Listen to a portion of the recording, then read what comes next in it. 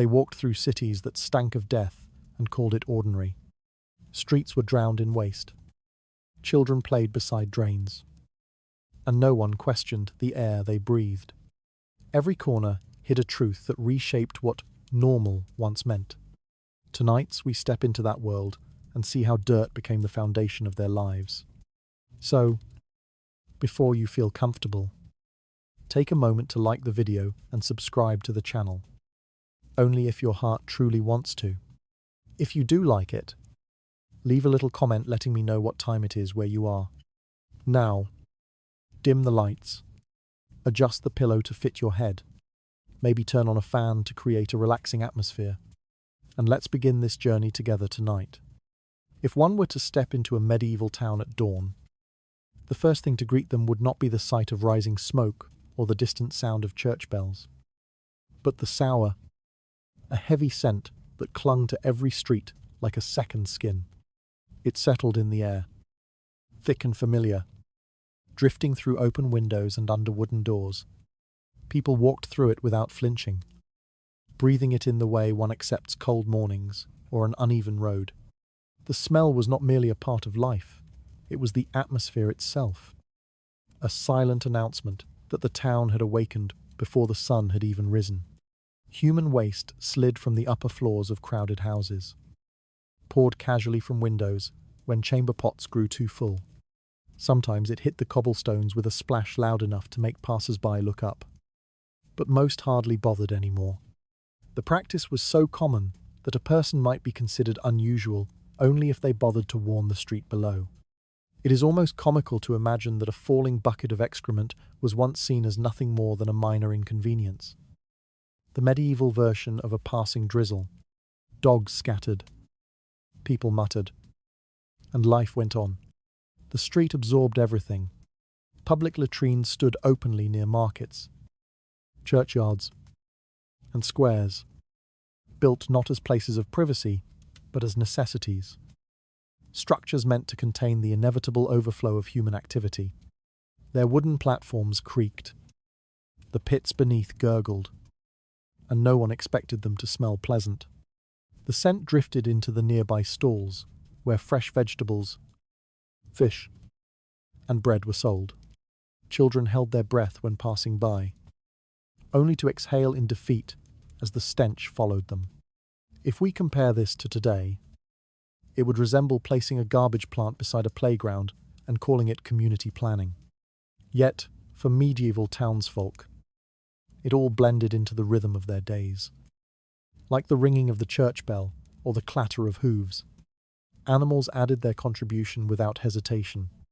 Horses, donkeys, and cattle left trails across every major street. The mixture of manure, straw, and mud created a layer that never fully dried. Rain turned it to slurry. Sun baked it into crust, and travellers carried it home on their boots. No one wondered whether this was hygienic, because the concept of hygiene was still centuries away from taking shape. People simply navigated around the worst patches, their eyes trained to recognize the difference between earth and something less benign. Inside the homes, the smell seeped upward through floorboards and cracks in the walls. Families grew accustomed to it, adjusting their lives around the scents that drifted from beneath their own feet.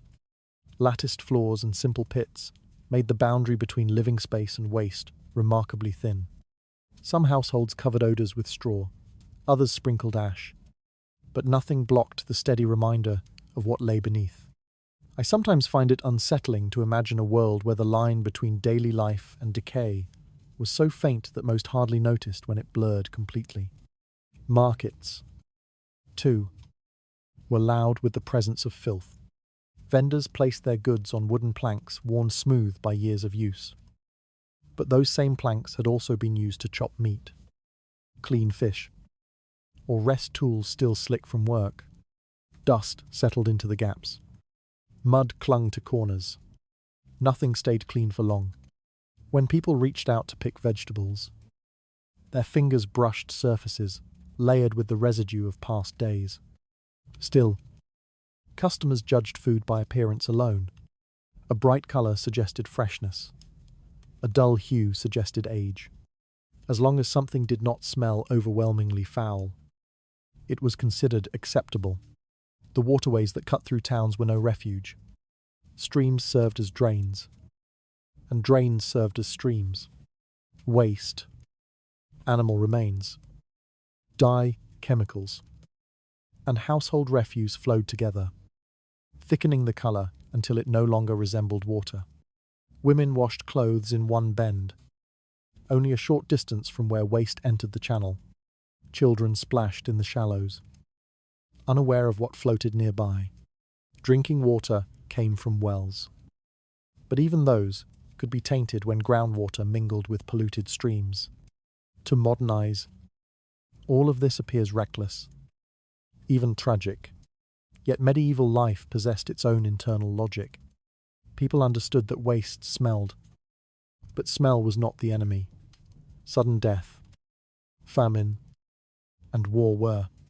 Disease crept silently, its causes unknown, its patterns confusing. Blaming odours was easier than understanding the invisible.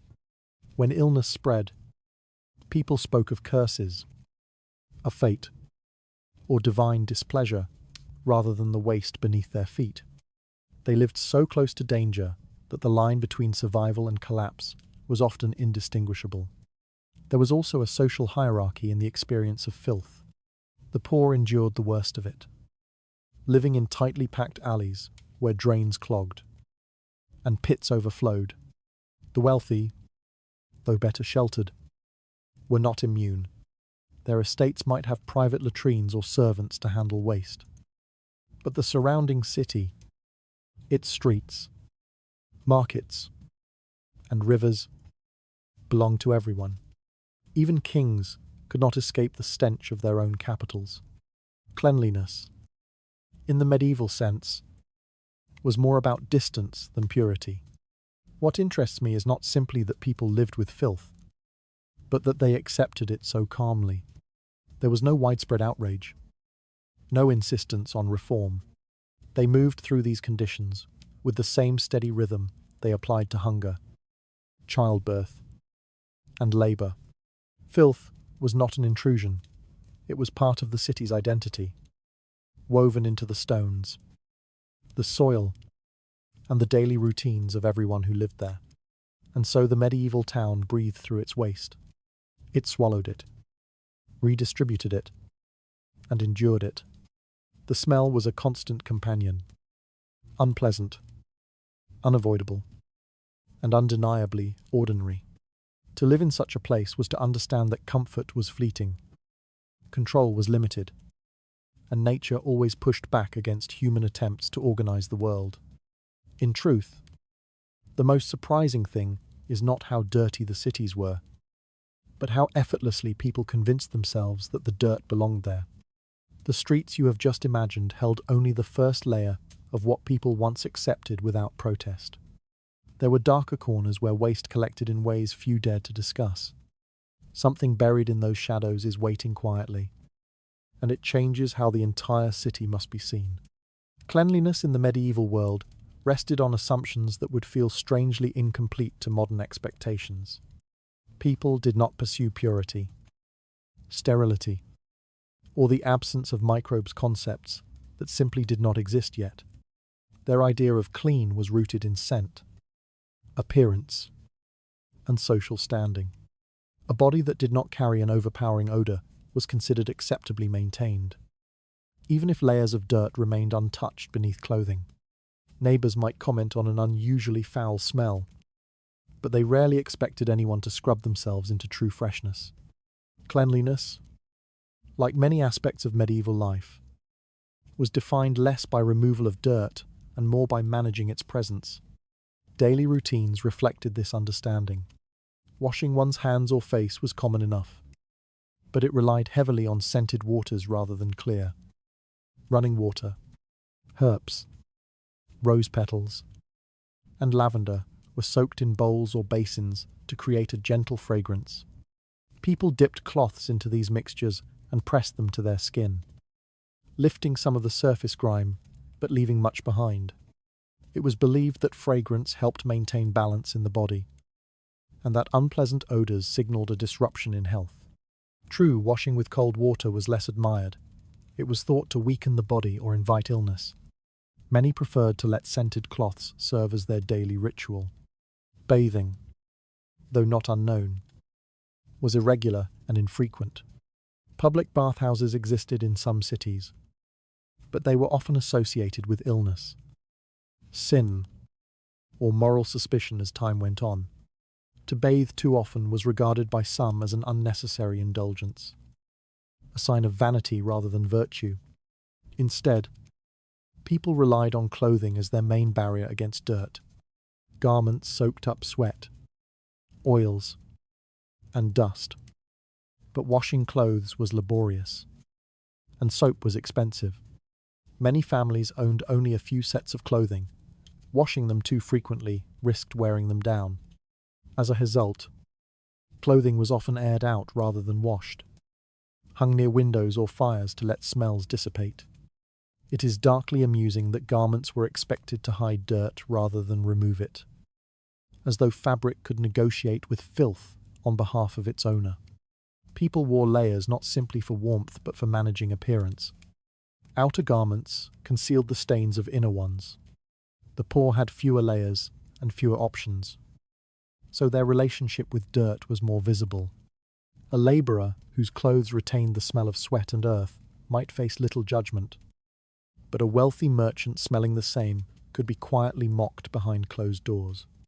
Social class shaped the definition of cleanliness more than any physical act. The wealthy claimed cleanliness through perfumes, fine fabrics, and servants whose task was to maintain appearances. Their homes were built with slightly better ventilation and more space, reducing the intensity of odours that settled inside. Meanwhile, the poor crowded into small rooms with limited airflow, where smoke from fires mixed with sweat, animal scent, and the rot rising from the streets below. Cleanliness became a performance rather than a condition. The rich could appear clean without truly being clean, while the poor were assumed unclean regardless of effort. The judgment extended far beyond hygiene. Cleanliness became shorthand for morality. People believed that individuals of higher status naturally lived cleaner lives because they possessed stronger virtues. Dirt on a noble's clothing could be forgiven, but dirt on a beggar's skin was seen as evidence of laziness or moral failing. This hierarchy ensured that even when everyone lived among filth, not everyone was blamed equally for it. Cleanliness, or the appearance of it, reinforced the social order. Scent continued to dictate much of daily life. Without understanding bacteria or contagion, people fixated on odours as markers of danger or disorder. A house could be filled with grime, but if it smelled of herbs, unsettles, or freshly burned wood, it was considered safe enough for living. Conversely, unpleasant smells were suspected of carrying illness through the air. Miasma theory, the belief that disease travelled through foul odour, shaped how people evaluated their environments. They tried to mask odours rather than address the sources of contamination. Burning resins, sprinkling herbs, and hanging sweet-smelling sachets were common strategies. The smell of cleanliness mattered more than the physical removal of dirt. If we placed a modern visitor in such a town, they might believe they had stepped into a world where people confused fragrance for health and appearance for safety. Yet within this logic, people navigated their days with confidence. They trusted the rituals passed down through generations, even when those rituals failed to protect them from disease. Cleanliness felt like a matter of discipline, not sanitation. A tidy beard, a brushed cloak, or a perfumed wrist was enough to claim cleanliness in a world overflowing with dust and waste. Water sources complicated the issue further. Wells could be contaminated, and streams carried the refuse of entire neighbourhoods. Using water for cleaning posed risks of its own. Many feared cold water would weaken the body, and warm water required resources not all could afford.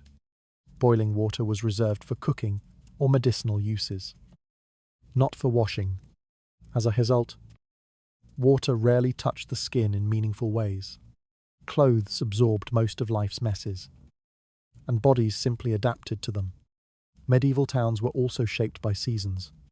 Summer intensified odours, making streets and homes heavy with the scent of waste and animals. Winter brought relief, as cold air suppressed smells and encouraged layers of clothing that hid dirt more effectively. Cleanliness shifted with the weather, its standards bending according to what people could tolerate rather than what they desired. Clean meant tolerable, and tolerable meant survivable. Of course, exceptions existed.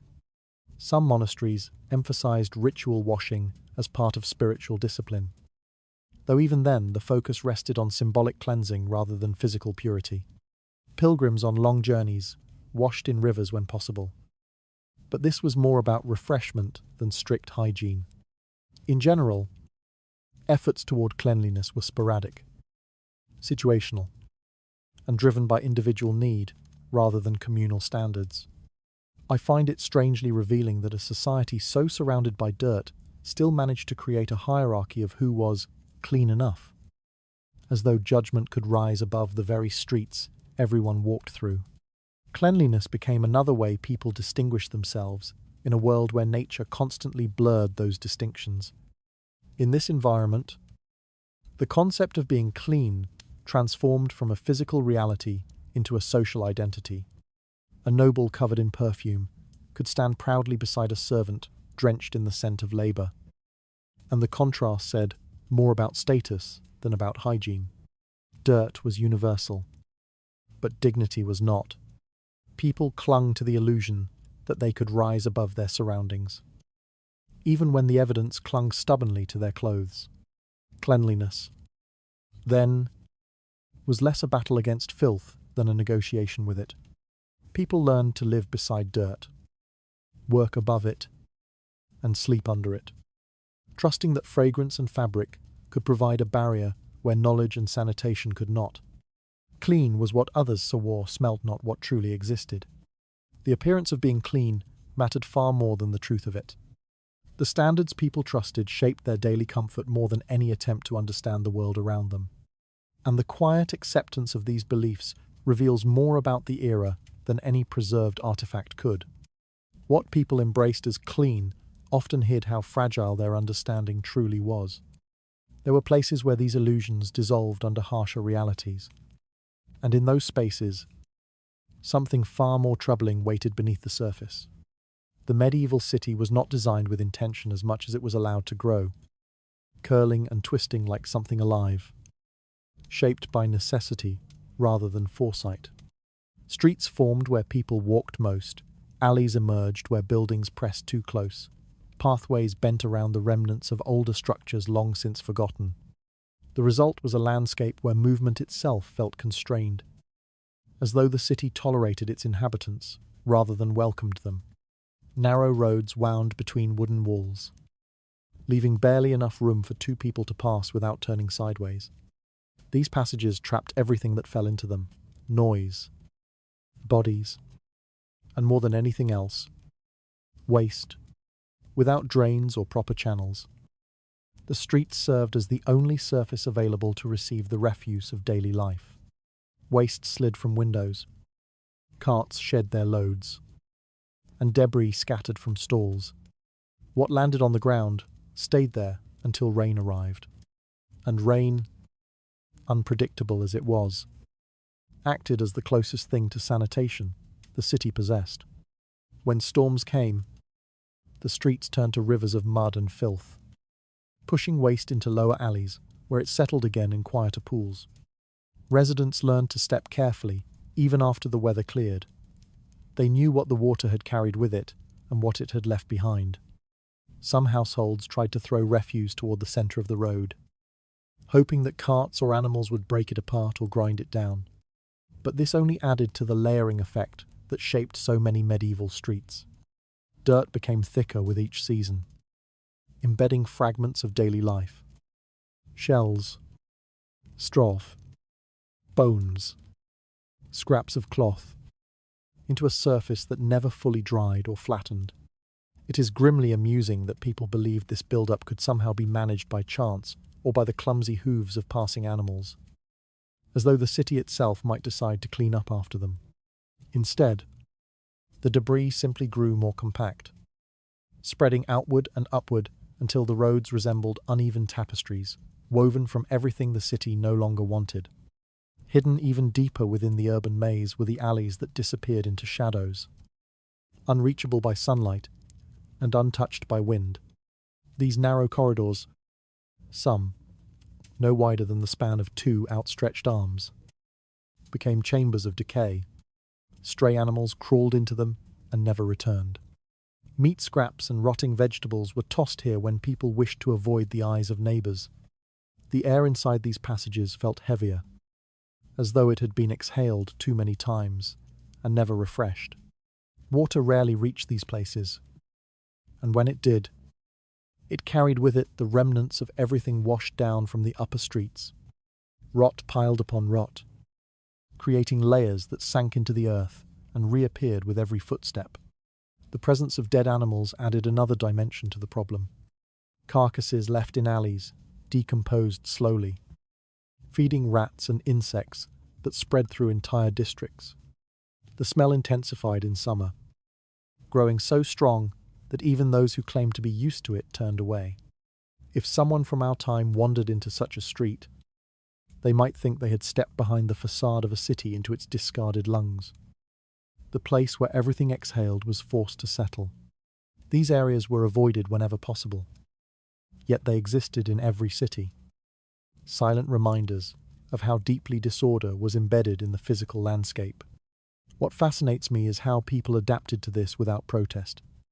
They accepted the city's narrowness, its lack of structure, and its suffocating alleys as unchangeable facts. Roadways were not widened, drains were not added, and waste was not redirected with any real plan.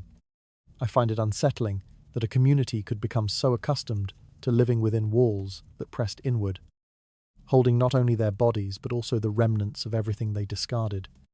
It speaks to a mindset where survival overshadowed comfort and where familiarity softened the edges of even the harshest realities.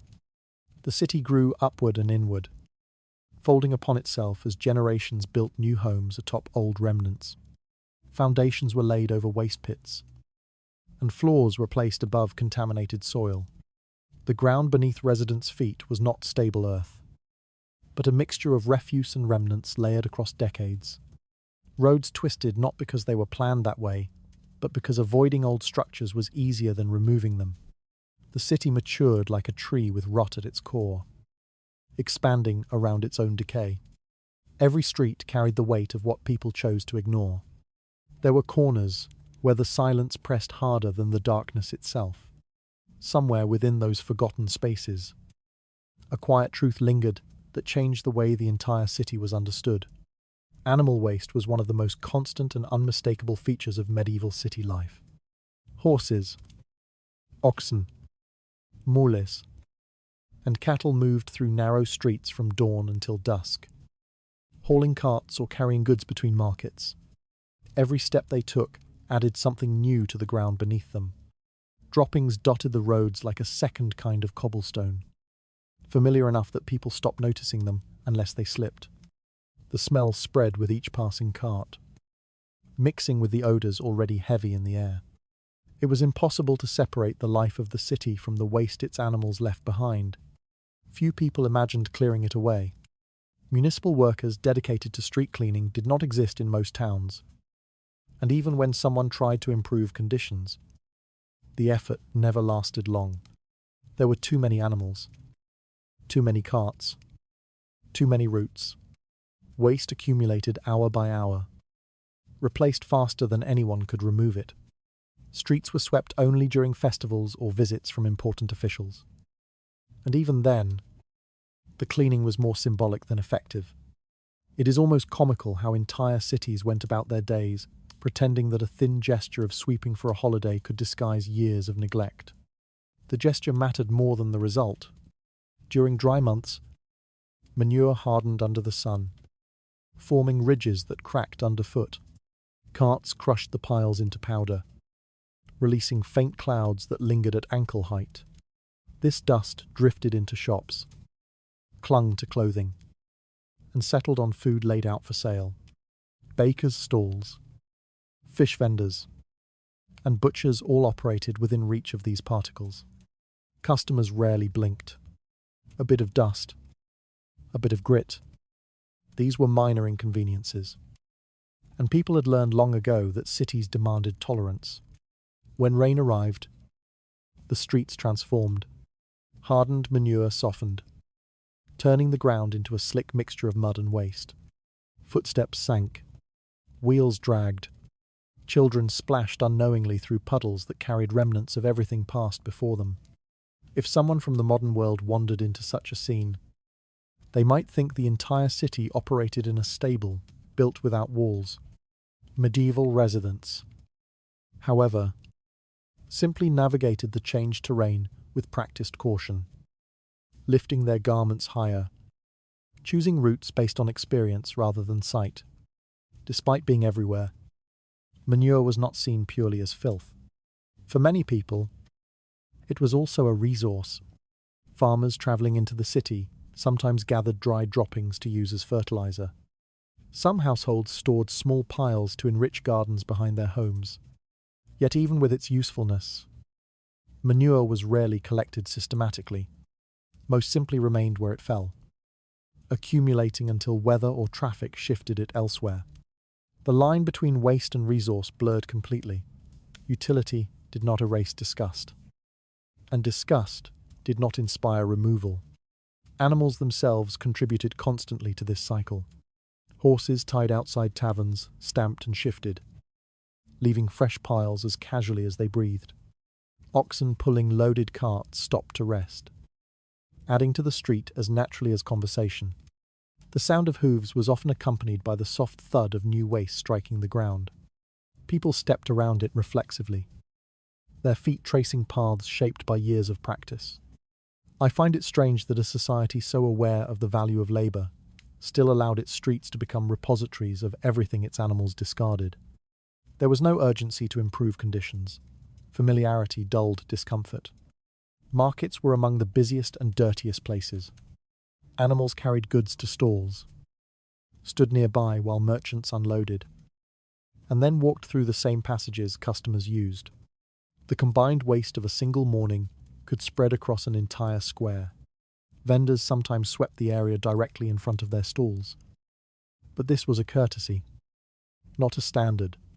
The rest of the market floor remained layered with old and new droppings, trampled into a texture unique to the city's rhythm.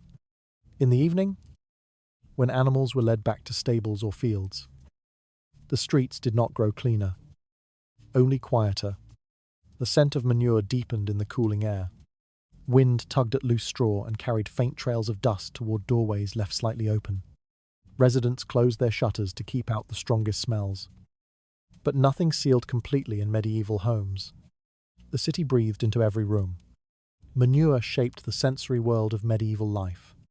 It marked roads, flavoured the air, and coated the ground with layers that told stories of movement and commerce.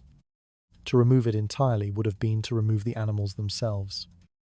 And without animals, the city could not function. People accepted the waste because they accepted the dependence that produced it. Filth, in this sense, was not simply tolerated. It was woven into the logic of survival. Some travellers wrote complaints about the conditions, describing streets that seemed unfit for walking. Locals often laughed or shrugged. To them, outsiders misunderstood what a city truly was. Noise, crowds, odours, and waste formed the pulse of urban life. Cleanliness belonged to monasteries, not markets. Streets were meant to bear the signs of activity, whether beautiful or unpleasant.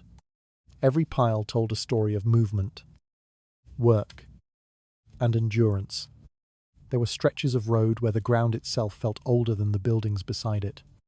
Within those layers of waste, a quiet truth waited, altering how the entire city had to be understood. The boundaries of a medieval home were thinner than they appeared. Wooden floors creaked beneath the weight of daily life. But beneath those planks lay something far less stable than earth.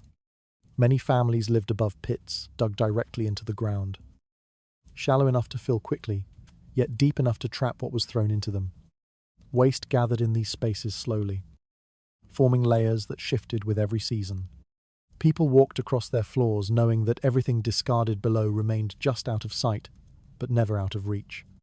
The smell rose through the gaps, curling upward like a reminder that privacy ended where the boards began. These pits served as informal latrines for entire households. When chamber pots were emptied, their contents passed through cracks or were poured directly into the cavity beneath the home. Families sprinkled ash or sand over the waste, hoping to dull the odor or accelerate decay. But the effort accomplished little. Moisture turned the mixture into a dense mass that clung to the earth. In warmer months, heat intensified the smell, sending it drifting through rooms and hallways. It is almost humorous that people believed a thin layer of ash could negotiate with the scent of an entire season's decay. Attempts at control were symbolic at best. The presence of these pits did more than shape the air. It shaped the life within the home. Flies entered through windows, drawn by what lay beneath the boards. At night, the faint rustle of insects and the soft scratch of tunneling creatures became part of the household atmosphere. In some homes, the floorboards bowed slightly under pressure, as though the ground below was breathing. Families learned to identify the sounds of rot, the way others might recognize the creaking of familiar stairs. Dampness was constant, even when the weather outside was dry. The soil beneath the homes retained moisture from waste that never truly dried out. The boards above absorbed this dampness until their edges curled and darkened. Simple acts like kneeling to tie a shoe or sitting on the floor placed a person inches away from the slow churn of decomposition. If someone from our time were to kneel on such a floor, they might believe they were crouching above a cellar designed by a careless undertaker. Yet medieval families lived with this arrangement as though no other design could exist. Vermin thrived in these conditions. Rats emerged from the pits through gaps where boards had loosened. At first, they appeared timid, darting back into the shadows when disturbed. But as households grew used to their presence, the animals grew bolder. They stole food from pantries, gnawed on furniture, and followed the warmth of firelight. Children were taught to stomp their feet before crossing a darkened room to scare away whatever might be resting there. Mice and insects made their homes along the edges of the pits, feeding on the constant supply of organic waste. Still, people rarely complained. They believed that these inconveniences were simply part of city life. Homes were places to sleep, eat, and find shelter, not places engineered for comfort or health. The structure of a house reflected what people considered necessary: a roof, walls, and a space slightly elevated from the ground. Anything beyond that felt extravagant or impractical. I find it unsettling that an entire community lived above pits of their own making, without questioning the long-term cost to their health or safety. But in a world ruled by survival, comfort was a luxury, and cleanliness an aspiration. The pit's presence also shaped interactions within the household. Families kept their windows open when possible, allowing air to circulate despite the stench drifting in from the streets. On cold nights, when windows had to remain shut, the odor concentrated, settling into fabrics and hair. Embers from the hearth were used to mask the worst of the smell, though the effect was temporary. Burning herbs offered brief relief, but the fragrance faded quickly, and the pit always reclaimed its space. During heavy rainfall, the ground beneath homes swelled. Waste mixed with water is rising closer to the boards. Some floors softened, becoming unstable. Others developed dark stains that spread slowly outward. In extreme cases, pits overflowed, forcing families to abandon their homes until the mess receded. Such events were remembered not as tragedies but as inconveniences, the way one might recall a broken door or a leaking roof. And yet, despite these conditions, medieval homes remained places of warmth, family stories, and shared meals. People focused on the life above the boards, not the decay beneath them. They learned to live with contradictions, a clean table set above a pit, laughter echoing over the quiet sound of shifting waste. The home became a fragile bubble held aloft by habit and hope. Every household carried a secret beneath its floorboards. There were rooms where the silence felt heavier than the walls surrounding them. Deep below those boards, a quiet truth waited that changed how people understood the safety of their own homes. The streets of a medieval town demanded a certain humility from everyone who walked them. Dirt, mud, and waste blended into a single shifting surface that clung to boots and hems with equal disregard. People stepped into it without hesitation, not because they enjoyed it, but because the idea of avoiding it felt absurd. Shoes were built thick and sturdy, with raised soles designed to lift the wearer slightly above the mess. But no amount of elevation could truly keep a person clean.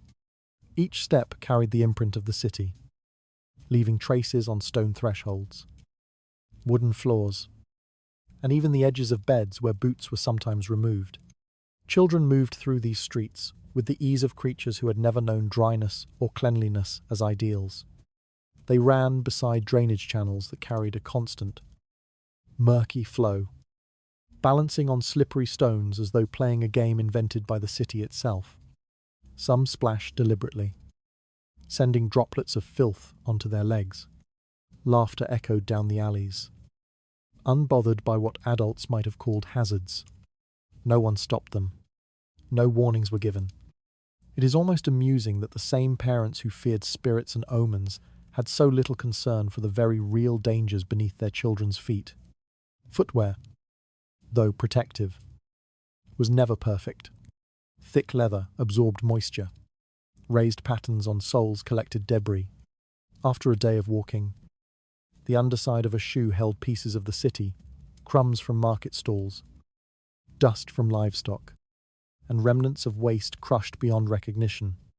People scraped their shoes against stones before entering their homes. But the gesture was more ritual than successful cleaning. Over time, the line between inside and outside blurred, with floors bearing the record of every journey taken. For many, stepping into waste did not elicit disgust.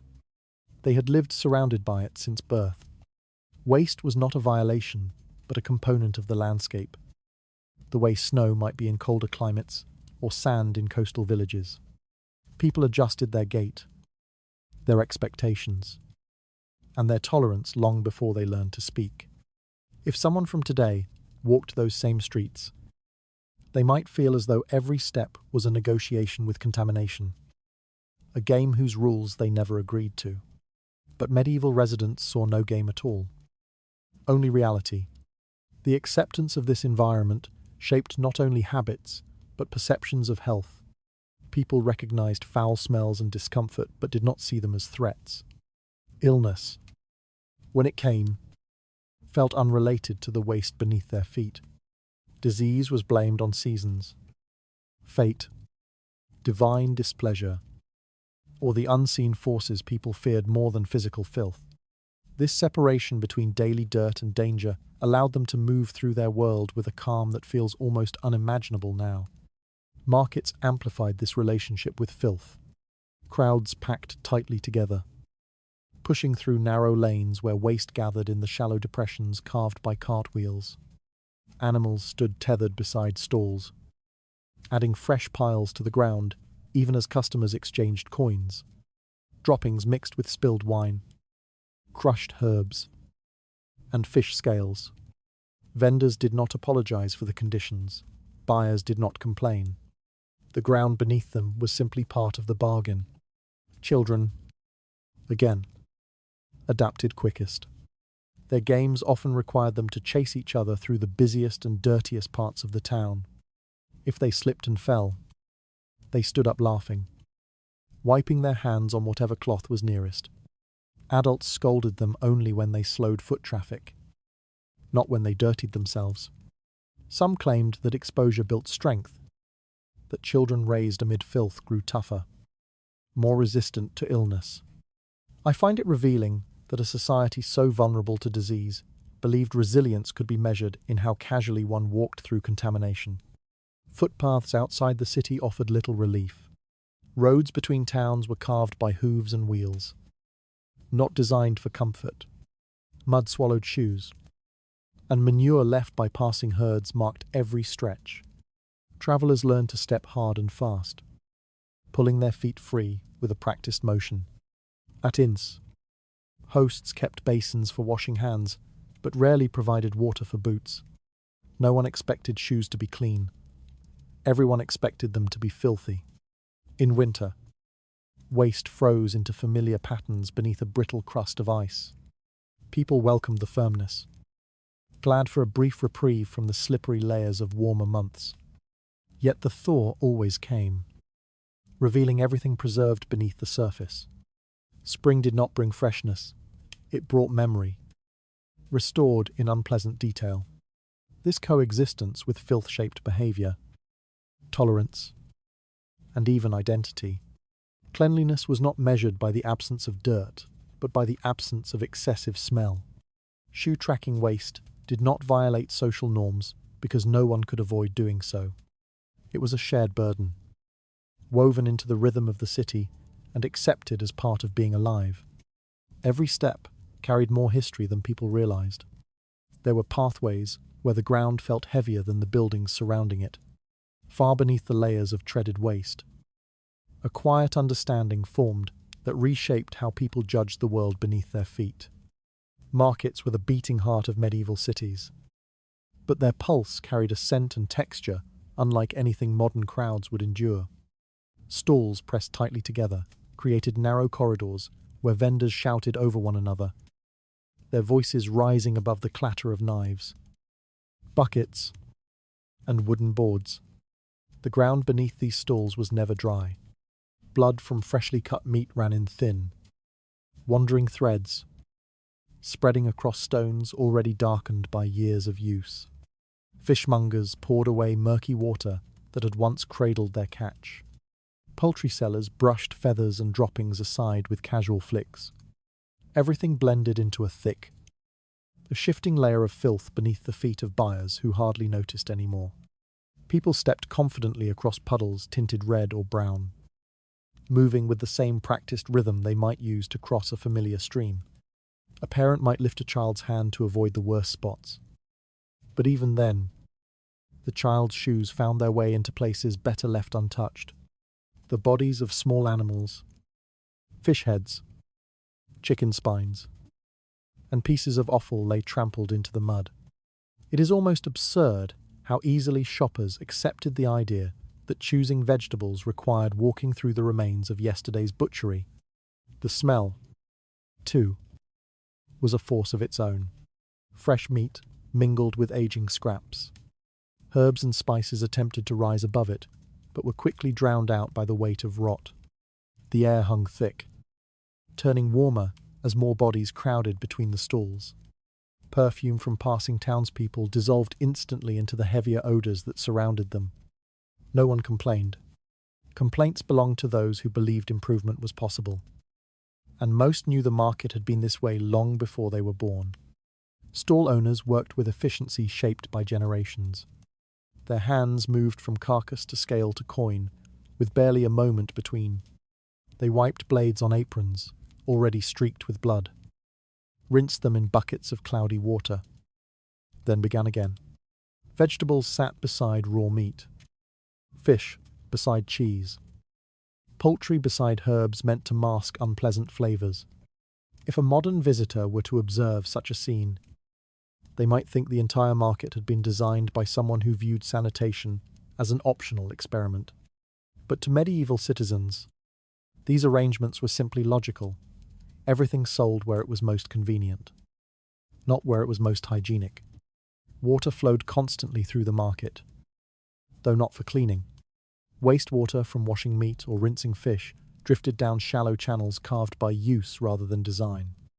These rivulets carried bits of fat, scraps of flesh, and grit into the main streets.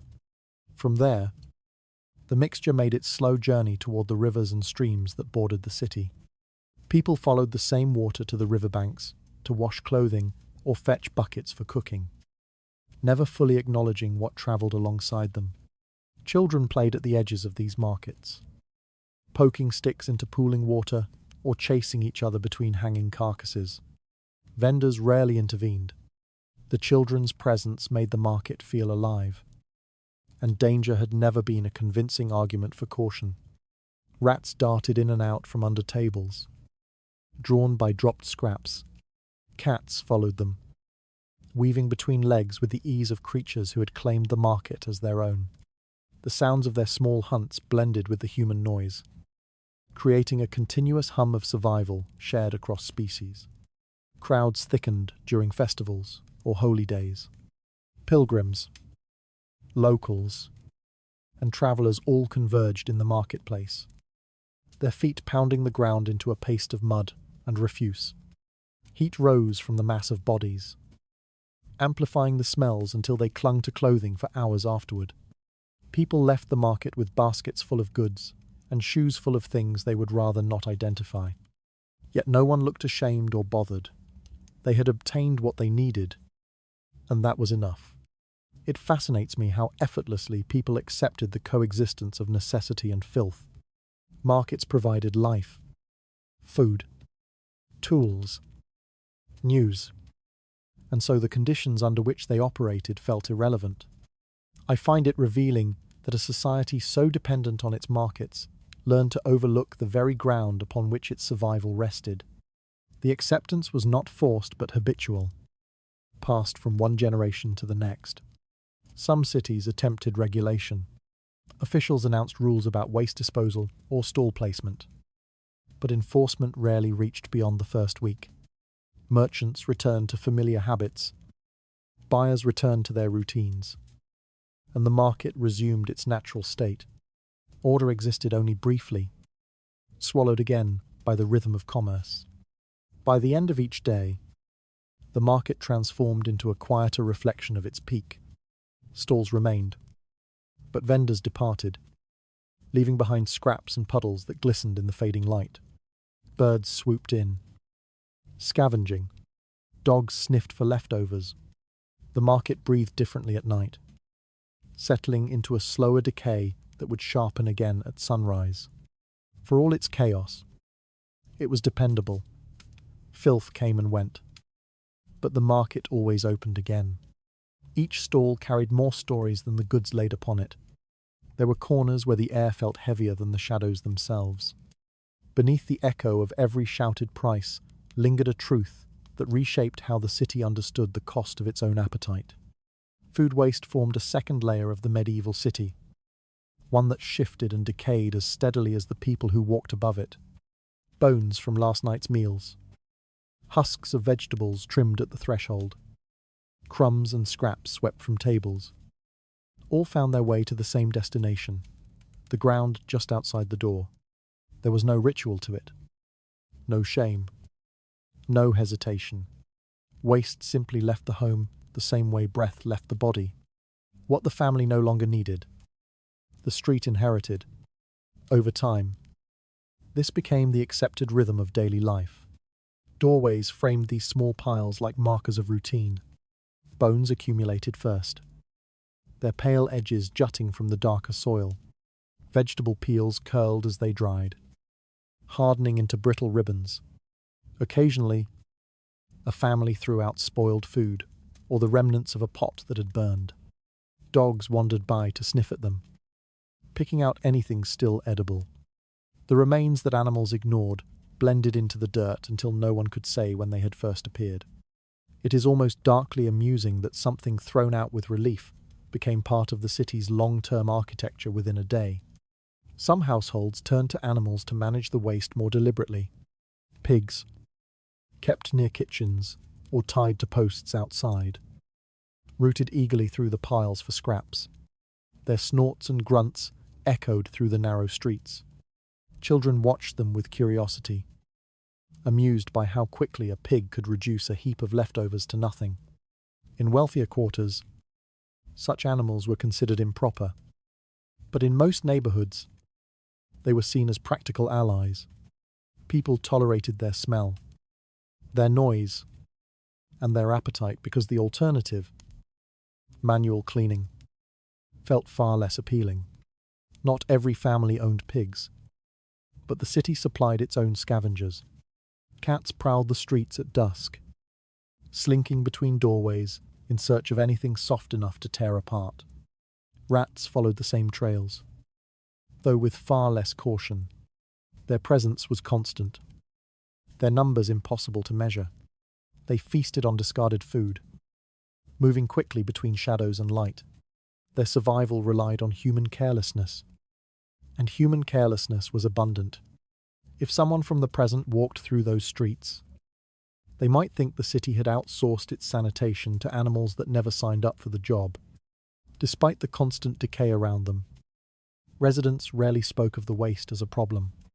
A bone on the threshold or a pile of vegetable scraps outside a neighbor's door was no more shocking than a leaf fallen from a tree. People accepted these sights with the same indifference they applied to weather changes. Waste did not represent disorder, it represented life. Meals eaten, and hunger satisfied. Complaints arose only when the pile grew too large, or when the smell overwhelmed a visitor unaccustomed to such conditions. Sweeping was reserved for special occasions. Festivals or processions might prompt a neighborhood to clear its streets. But even then, the effort was temporary. Within hours, new scraps appeared. The cycle repeated so reliably that attempts at lasting cleanliness felt futile. People recognized the futility and chose instead to adapt. Their tolerance grew over time, and their eyes learned to overlook the details that might disturb someone else. Markets contributed heavily to these accumulations. Leftovers from the day's trade, fishtails, bruised vegetables, unwanted cuts of meat, mingled with the waste produced by households. Vendors swept their stalls at closing time, pushing scraps into the street where they joined the city's nightly transformation.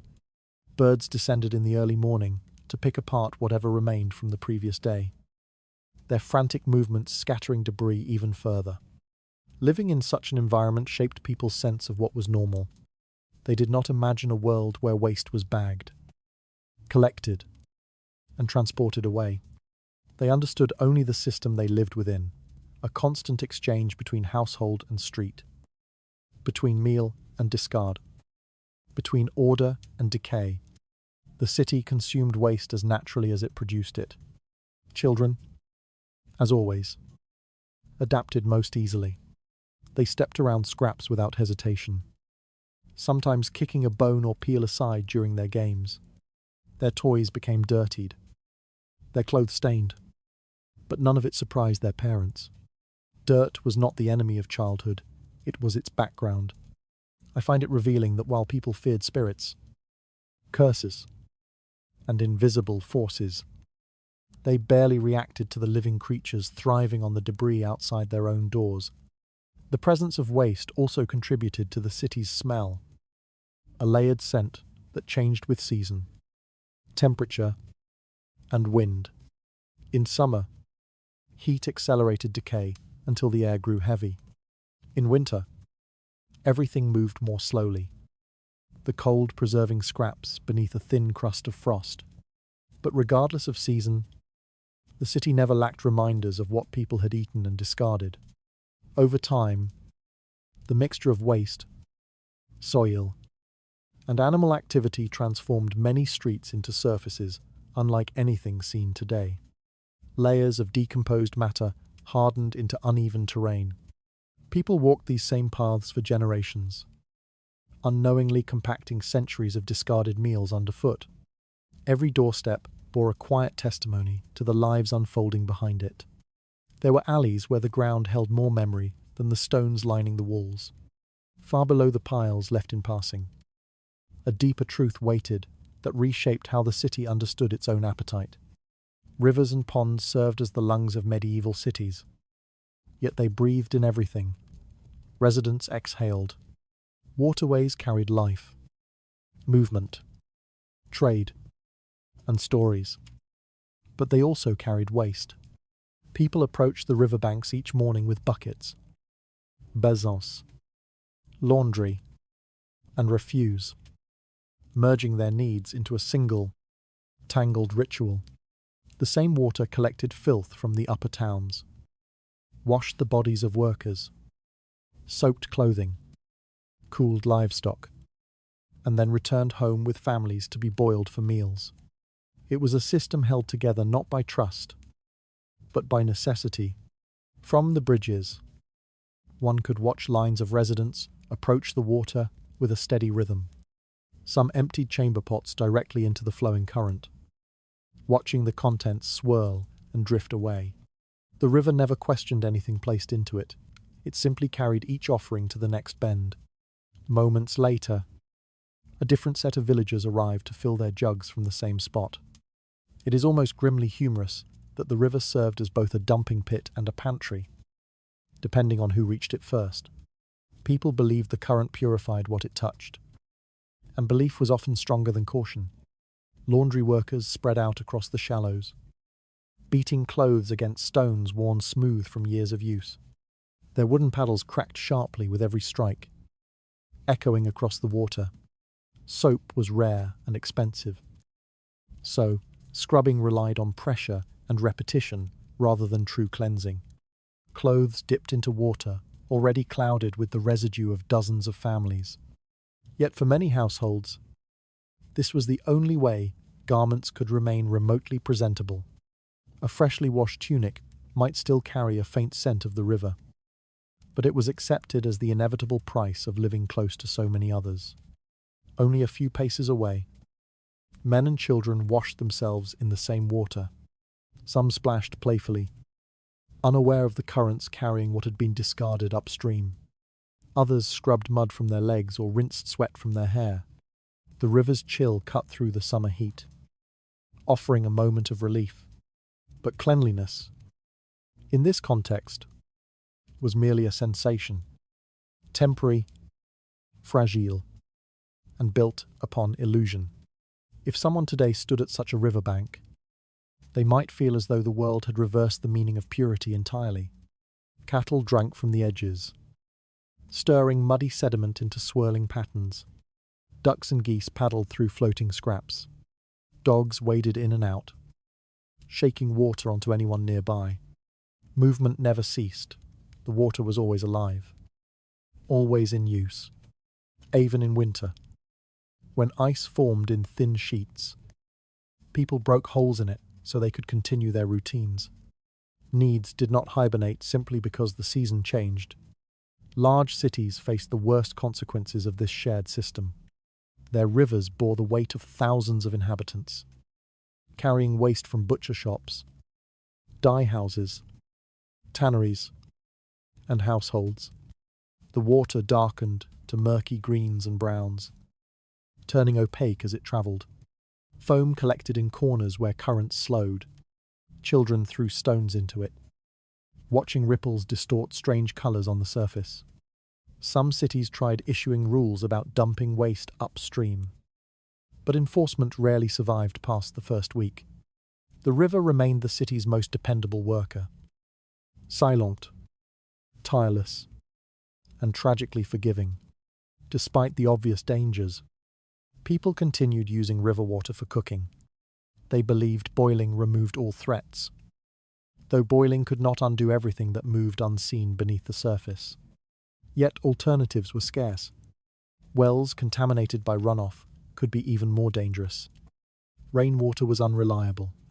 Clean water, in a modern sense, simply did not exist in many places. Survival meant choosing the least harmful option, even when that option still carried sickness. What fascinates me is how calmly people accepted this dependence. They stood beside polluted water without question, trusting its presence more than their own judgment. I find it unsettling that an entire society built its daily rituals on a resource that betrayed them as often as it sustained them. They had no choice, and necessity wrapped their decisions in a kind of resignation. Rivers also served as social spaces. Women exchanged news while washing clothes. Children played along the banks. Fishermen cast nets at dawn, ignoring the scraps floating around them. The water tied the community together, even when it carried evidence of its own decay. People measured the health of the city by the river's level, not its clarity. Floods frightened them. Water quality did not. By evening, the riverbanks changed again. Workers left. The surface calmed. The day's waste drifted downstream, away from sight, though never truly gone. The river reset itself in appearance, ready to welcome new refuse at dawn. In many ways, it was the most loyal servant of the medieval city, absorbing everything without complaint. Every ripple carried more of the city's truth than people realized. There were bends where the water seemed older than the voices drifting across it. Beneath the shifting surface, a quiet consequence waited that reshaped how communities understood their own survival. Rain was the only force in medieval cities that ever attempted to clean the streets, though its work was unreliable, uneven, and often made matters worse before making anything better. People watched the sky with a complicated mixture of hope and resignation. A darkening cloud meant relief from the thick layers of refuse that clung to the ground, but it also meant the release of smells long trapped in dry corners. When the first drops fell, they did not wash the city so much as wake it, stirring old waste into motion. Streets transformed quickly. Dust softened into sludge. Piles of discarded food collapsed into murky patches, and dried filth loosened enough to flow freely. Water rushed through narrow lanes carrying scraps, mud, and human waste toward the lower districts. Residents stepped aside to let these small, dark currents pass, watching them with the same calm they used when observing livestock or market noise. To them, the water was working, performing a task no person wished to claim. It is almost absurd that the closest thing to sanitation was something no one controlled, predicted, or guided. As rain intensified, gutters overflowed. Open drains, carved into the earth or lined with crude stones, filled with swirling layers of refuse. Sometimes the water flowed so quickly that pieces of trash leapt from the channels and scattered across the street. Children laughed and chased floating scraps as if they were toys rather than reminders of the city's waste. Adults ignored them. They were busy keeping their clothes clear of the splashing filth. Though most failed as the rain deepened, long robes soaked up the water rising from the ground, turning heavy and cold against the skin. Homes near the lower streets suffered the worst. Their thresholds sat just high enough to delay the intrusion of water, but not prevent it. People rushed to lift stored goods, keeping them off the floors so they would not be spoiled by the mixture of rainwater and what the rain had awakened. Still, the water seeped in eventually. Floors turned slick, and the smell that rose from beneath the boards reminded residents that their foundations held secrets they preferred not to confront. In wealthier neighborhoods, gutters ran straighter and faster, but the problem remained unchanged. Rain carried everything downhill, and waste from one district soon became the burden of another. Some households attempted to sweep their streets before storms, pushing refuse into piles to be caught by flowing water. But their efforts were symbolic rather than effective. No broom could influence the overall fate of the city's filth. The storm decided where everything travelled. People accepted this system because there was no alternative. No one held an official duty to clean the streets. No guild. No magistrate. No hired workers. The idea of sanitation as a shared civic responsibility simply did not exist. Residents believed cleanliness belonged to individuals, not communities. A household cared for its interior. The exterior belonged to the world. If someone today were told that an entire city relied on rainfall to handle its waste, they might assume it was a story written to mock neglect. Yet for medieval citizens, it was normal. The strangest part of the rain's work came after the storm. As water receded, the air shifted. Hidden odours emerged from drains, from stones, from deep beneath the ground where decomposition had gone on quietly for months. Rain did not cleanse. It revealed. What had dried beneath the sun softened into pungent reminders of everything the city had ignored. Residents walked through this renewed smell without flinching. Their senses had long adapted. It was only visitors, or those who had lived away from the city, who reacted with discomfort. What fascinates me is how calmly people accepted the absence of human intervention. They placed their trust in the weather. A force as indifferent as it was, unpredictable. I find it unsettling that a city could function for generations without a single organized effort to manage the waste beneath its feet. Yet the pattern persisted, shaped by habit, resignation, and a belief that the world simply worked this way. Rainfall cycles became part of urban memory. Residents recalled years when storms were strong, and streets felt lighter afterward. They also remembered droughts, when waste accumulated until it formed small hills along alleyways. People endured both extremes, adjusting their routines, but seldom questioning the foundation of the system. Night brought a strange quiet after storms. The streets, though still dirty, carried a thin sheen that reflected torchlight. Rats emerged to investigate new deposits brought by flowing water. Dogs sniffed along the edges of puddles. The city, freshly disturbed, began settling into its next stage of decay, and so the cycle continued. Waste accumulating, clouds gathering, water returning to reclaim what people had abandoned. The next storm would come eventually. It always did. Every storm carried a truth the city chose to ignore. There were hours when the rain revealed more than it erased. Across the shifting runoff, a quiet reality lingered that reshaped how people understood their place in a world ruled by chance.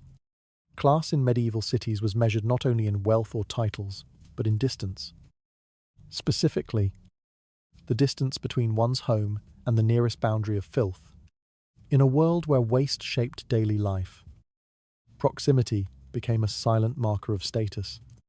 The higher ones stood in the social order.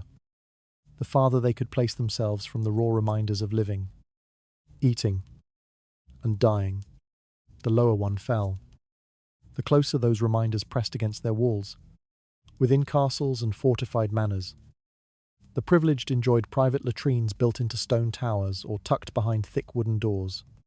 Their waste dropped into pits or chutes that kept the unpleasantness conveniently out of sight. Servants handled whatever remained. A noble might step near a window, breathe the cold morning air, and never consider what flowed beneath the floors or down the channels carved into the walls. It is almost amusing how effortlessly comfort disguises the labor that makes it possible. Outside these privileged spaces, the reality changed abruptly. Commoners relied on simple pits dug into the earth near their homes. Some used wooden buckets or shallow holes covered hastily with boards. Others chose whatever corner of the yard offered enough privacy, though privacy was often a luxury in itself. Families lived closely together. Neighbors shared smells and sounds long before sharing conversation. Waste seeped into soil, collected in grooves, and lingered in the air as a reminder of everyday survival. The difference between these worlds grew starker as one approached the poorest districts. Here, homes clustered tightly around refuse sites and livestock pens, pigs rooted beside thin walls, chickens scattered across mud that never fully dried. Children played in alleys where waste soaked into the ground with every rainfall. The poorest residents did not merely live near filth, they lived among it, shaping their routines around its presence. If someone from today walked through such a neighborhood, they might believe the city had drawn its borders based on how much decay each family could tolerate. Inside wealthier quarters, rumors drifted about how the poor lived. Nobles imagined chaos, disorder, and lack of discipline. They spoke of stench, as if it were a moral failing rather than a product of the environment. They believed distance from filth naturally belonged to those of higher birth. reinforcing a hierarchy they saw mirrored in every corner of their world. Cleanliness, or the performance of it, became a symbol of divine favor. Yet the truth was simpler. The wealthy possessed the means to build structures that separated them from their own waste.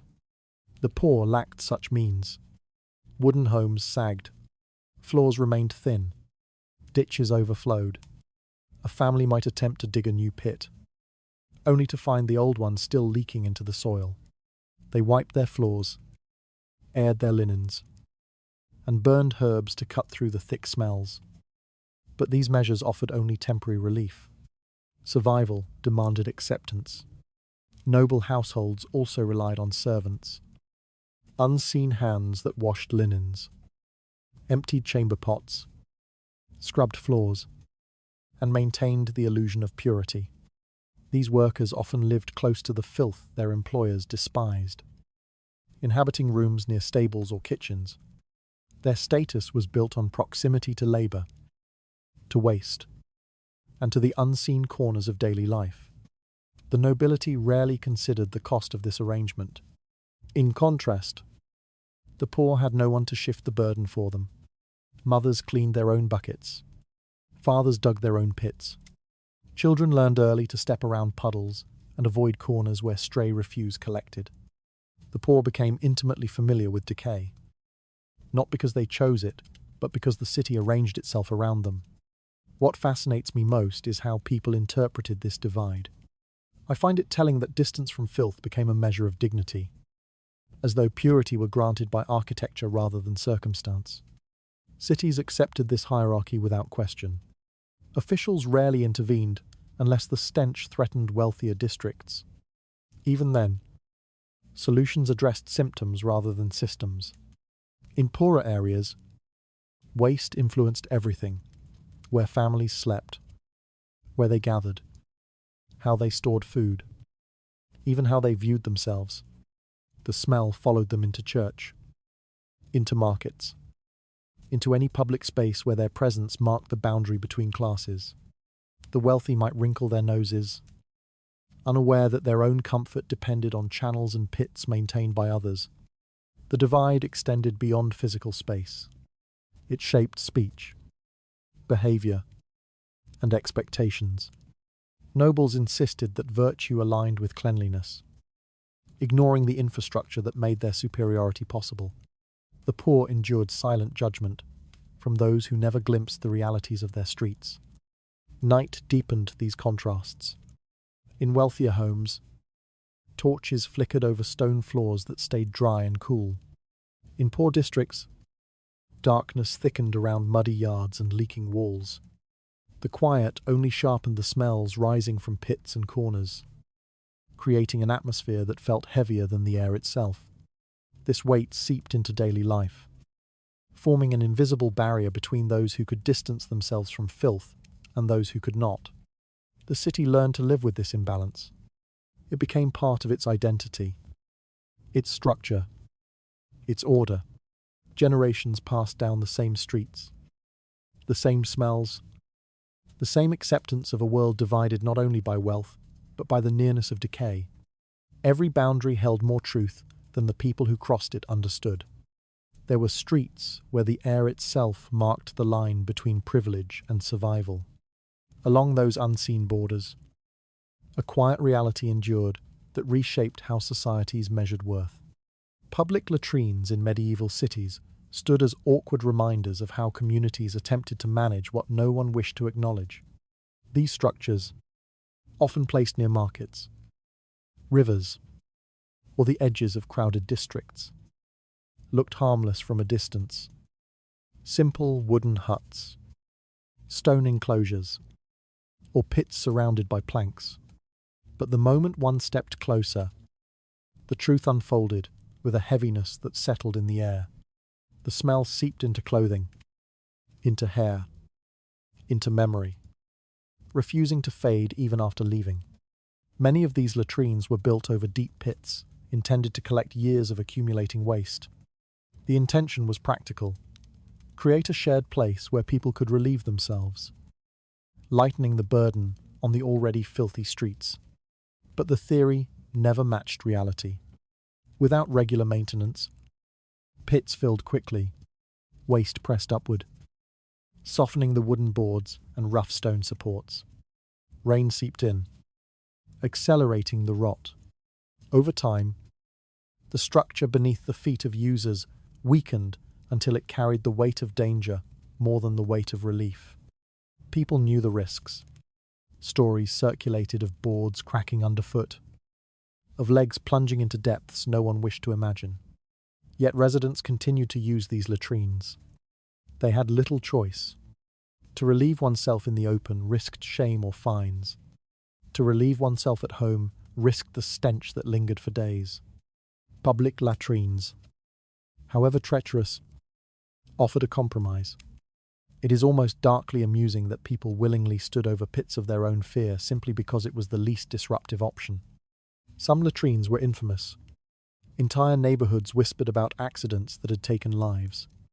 A sudden collapse could send a person plunging into a mixture of waste so deep and heavy that escape became impossible. The smell alone could overwhelm. Many who fell were never saved. Their disappearance became warnings, reshaping the behavior of those who survived. People stepped cautiously, testing planks before placing their weight. Others positioned themselves near the edges, balancing awkwardly to reduce the pressure on the boards. Despite the obvious danger, cities rarely repaired these structures. Labor was expensive. Materials were limited. Officials had other priorities, and sanitation never ranked high among them. Maintenance relied on volunteers or on the poorest workers, who were given little more than bread and the promise of temporary employment.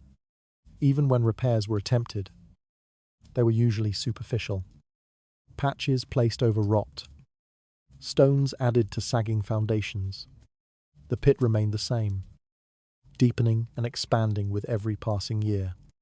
The overwhelming stench kept away those who had alternatives. Nobles and wealthy merchants avoided public latrines entirely, choosing the privacy of their own facilities. But commoners had no such luxury. They entered the latrines with practiced resignation, covering their noses with sleeves, breathing shallowly, moving quickly. Children followed their parents hesitantly, learning early that necessity outweighed comfort. Inside, the atmosphere felt oppressive. Light filtered through narrow openings, casting shadows across uneven floors. Flies swarmed in dense clusters. The wood underfoot creaked ominously. A person might hear the shifting mass below. Water, rot, and waste shifting together in a muffled, sickening churn.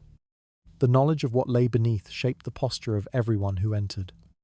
Even the bravest among them carried tension in their shoulders, waiting for the floor to betray them. Some latrines bore marks of tragedies past, collapsed planks repaired poorly, stones leaning at odd angles, ropes left behind from attempts to rescue someone. People whispered prayers before stepping inside.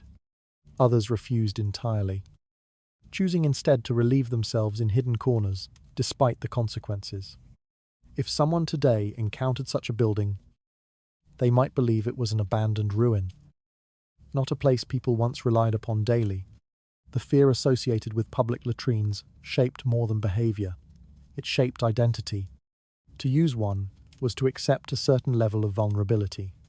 To avoid being marked as fragile or overly cautious, communities lived with the paradox that the most dangerous structures they possessed were also the most essential.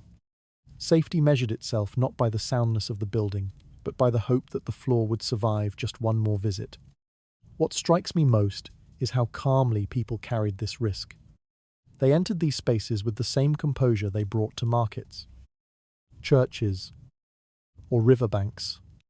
I find it haunting that familiarity dulled the terror of standing above a pit capable of swallowing a person whole. But in a world where danger threaded through every aspect of life, another risk simply blended into the background. Night deepened the peril. Lanterns flickered against damp walls, casting uneven light that made holes and cracks harder to see.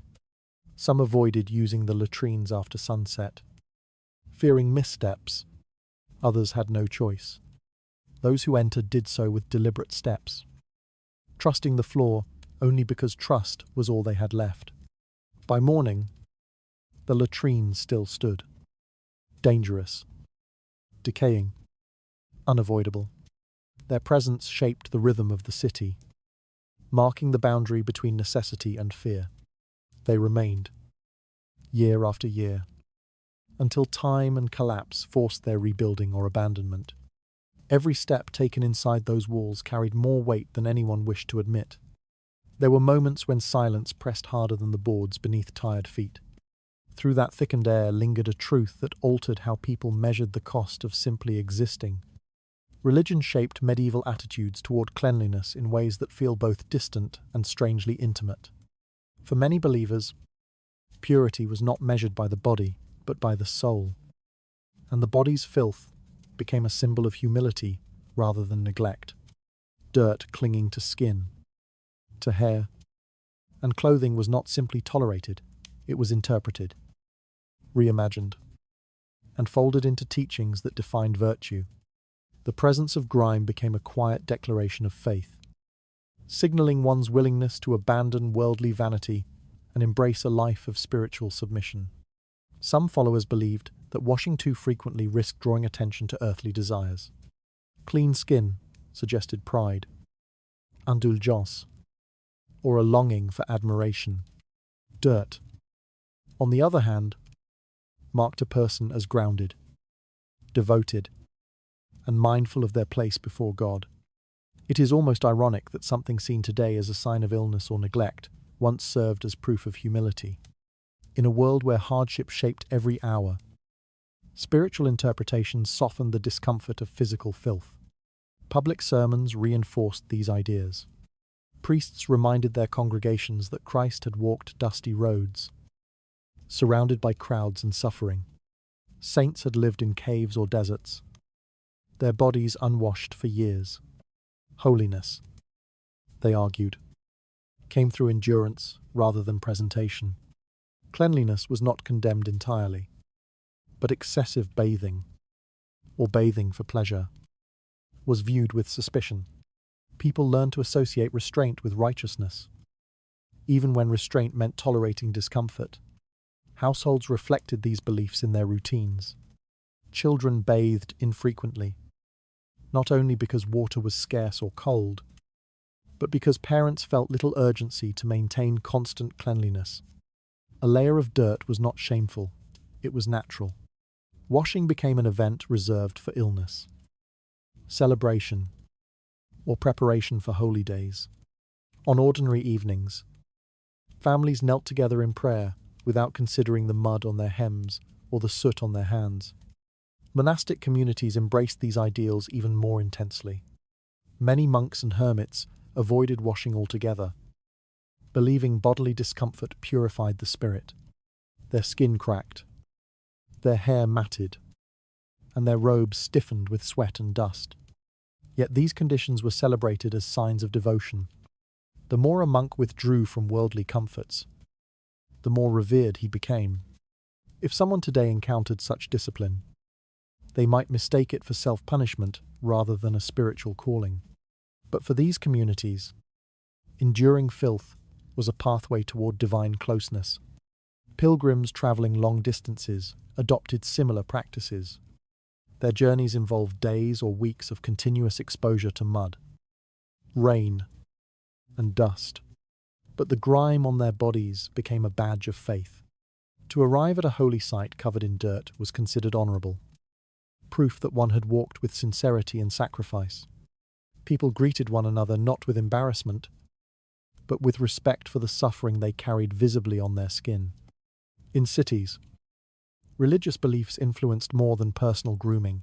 They shaped social expectations.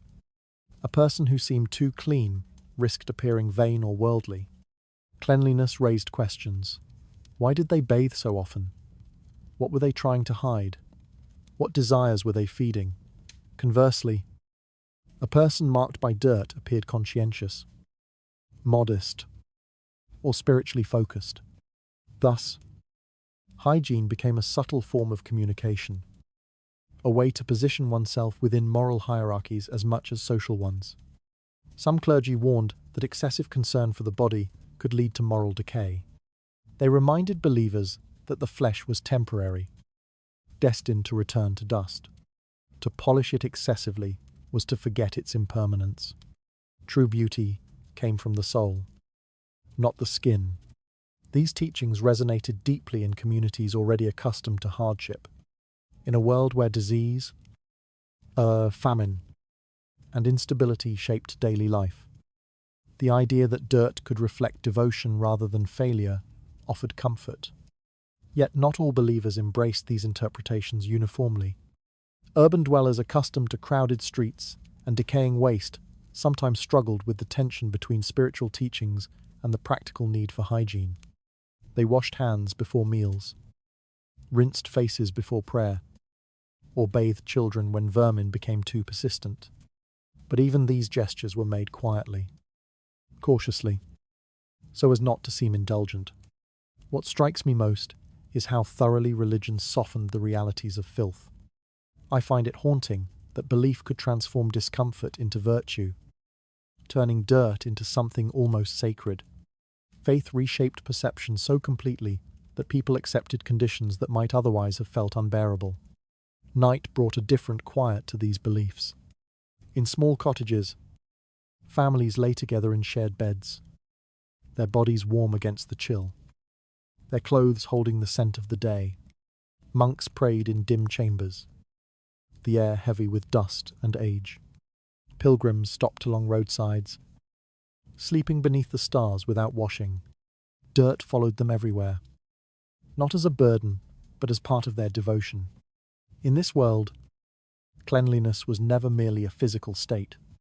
It was a negotiation between body, belief, and community, a balance shaped by sermons as much as by circumstances. People bore their filth with familiarity, even pride, trusting that God saw the heart rather than the skin. Every prayer held more weight than the dirt upon the worshipper's hands. There were moments when faith felt stronger than any discomfort clinging to the body. Across that fragile balance, a quiet truth waited that altered how people measured purity itself. Scent became the city's quiet defense against realities no one wished to face. In medieval streets where filth clung to every corner, fragrance offered the illusion of cleanliness. A thin veil stretched over the weight of decay. Perfumed herbs rustled beneath clothing. Resin burned in stone halls.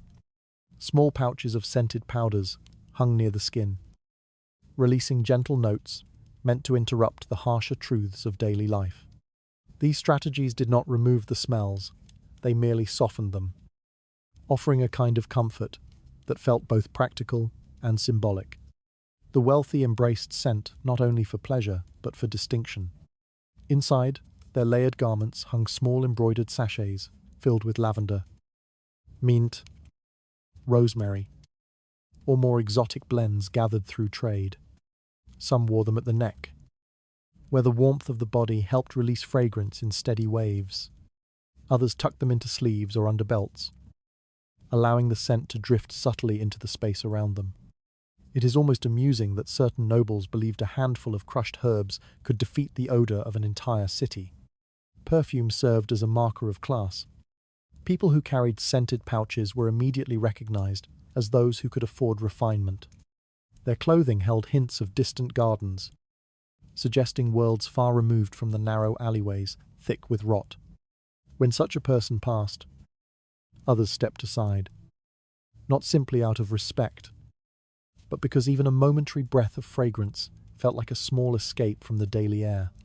Churches relied on scent differently. Before services began, priests lit resinous incense that curled upward in twisting ropes of fragrant smoke.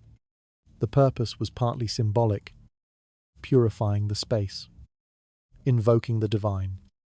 But it was also deeply practical. The smell of burning resin masked the odors brought in by the congregation: sweat, unwashed wool, damp shoes, and the ever-present dust clinging to skin. For a short time, the air inside the sanctuary felt lighter, gentler, touched by something other than the press of bodies. If someone today entered such a space, they might assume the incense was chosen for atmosphere rather than for survival. As the incense burned, its smoke clung to robes and hair. Worshippers left the church carrying traces of its fragrance with them, spreading it through the streets like a blessing that faded with each step. Children chased the drifting smoke out the doors, watching it dissolve into the air. For many families, the church provided their only encounter with something resembling freshness. Markets specializing in scented goods existed, though they catered mostly to the upper classes. These stalls offered bundles of dried herbs, oils stored in clay jars, and powders that could be sprinkled onto clothing. Prices were high, turning fragrance into a luxury few could afford. Commoners passed these stalls with curiosity, but rarely approached. They lived with the smells of their world as they were, shaped by necessity rather than perfume. A few might gather wild herbs from hillsides or gardens, but their scents faded quickly, defeated by the stronger odors rising from their neighborhoods.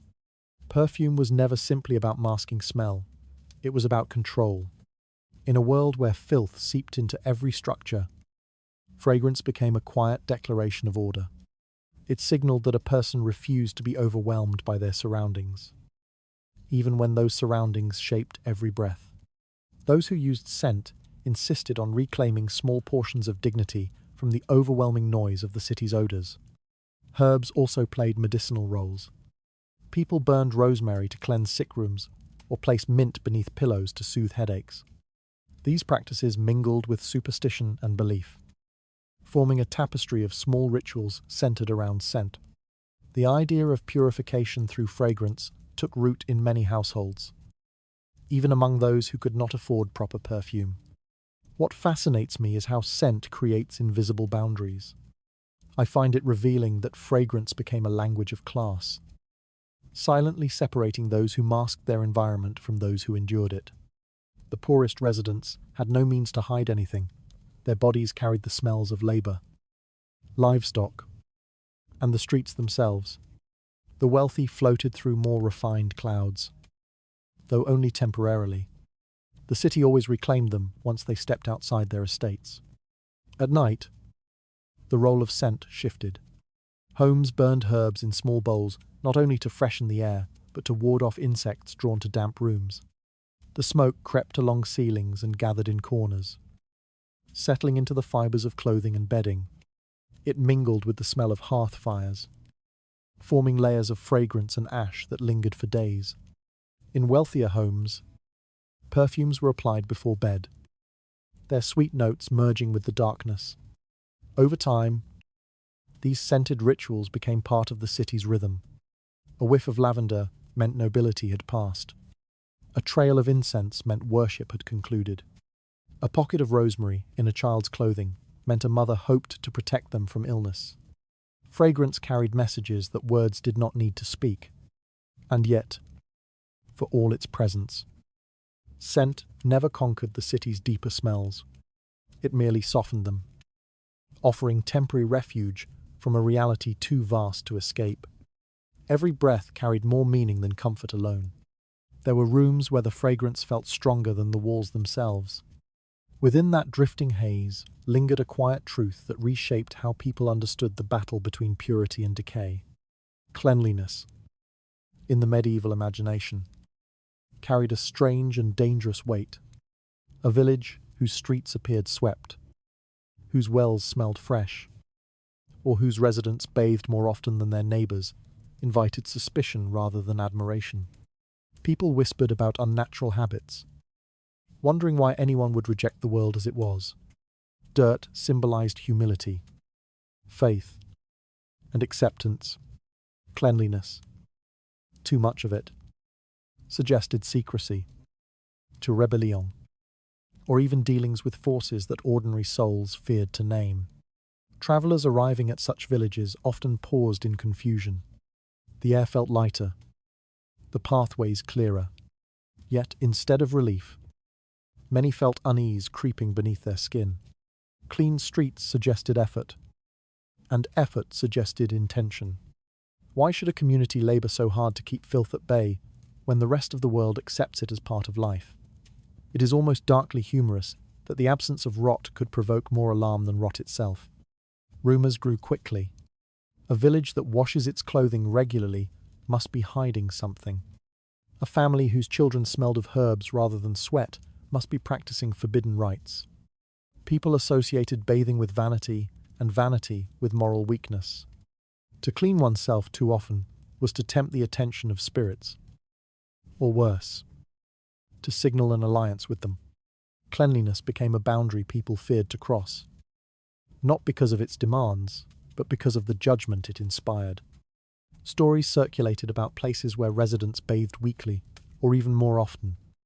Such behavior seemed unimaginable to outsiders. They wondered what compelled it. Some claimed these villagers sought unnatural protection from disease, a knowledge granted only by dark forces.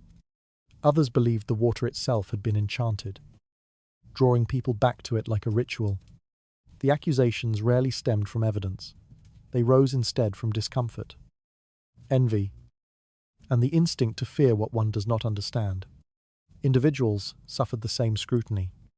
A man who kept his garments washed might be mocked behind his back. A woman whose hair smelled of herbs might be accused of vanity or seduction. Clean hands, clean skin, clean breath. These were not marks of discipline, but of deviation. If someone today walked through a medieval street with modern standards of hygiene, they might find themselves the target of confusion rather than admiration. Cleanliness, in this world, threatened the norms that held communities together. Change, even a small change, appeared as a challenge. Church leaders offered mixed guidance. Some condemned excessive bathing as wasteful or morally indulgent.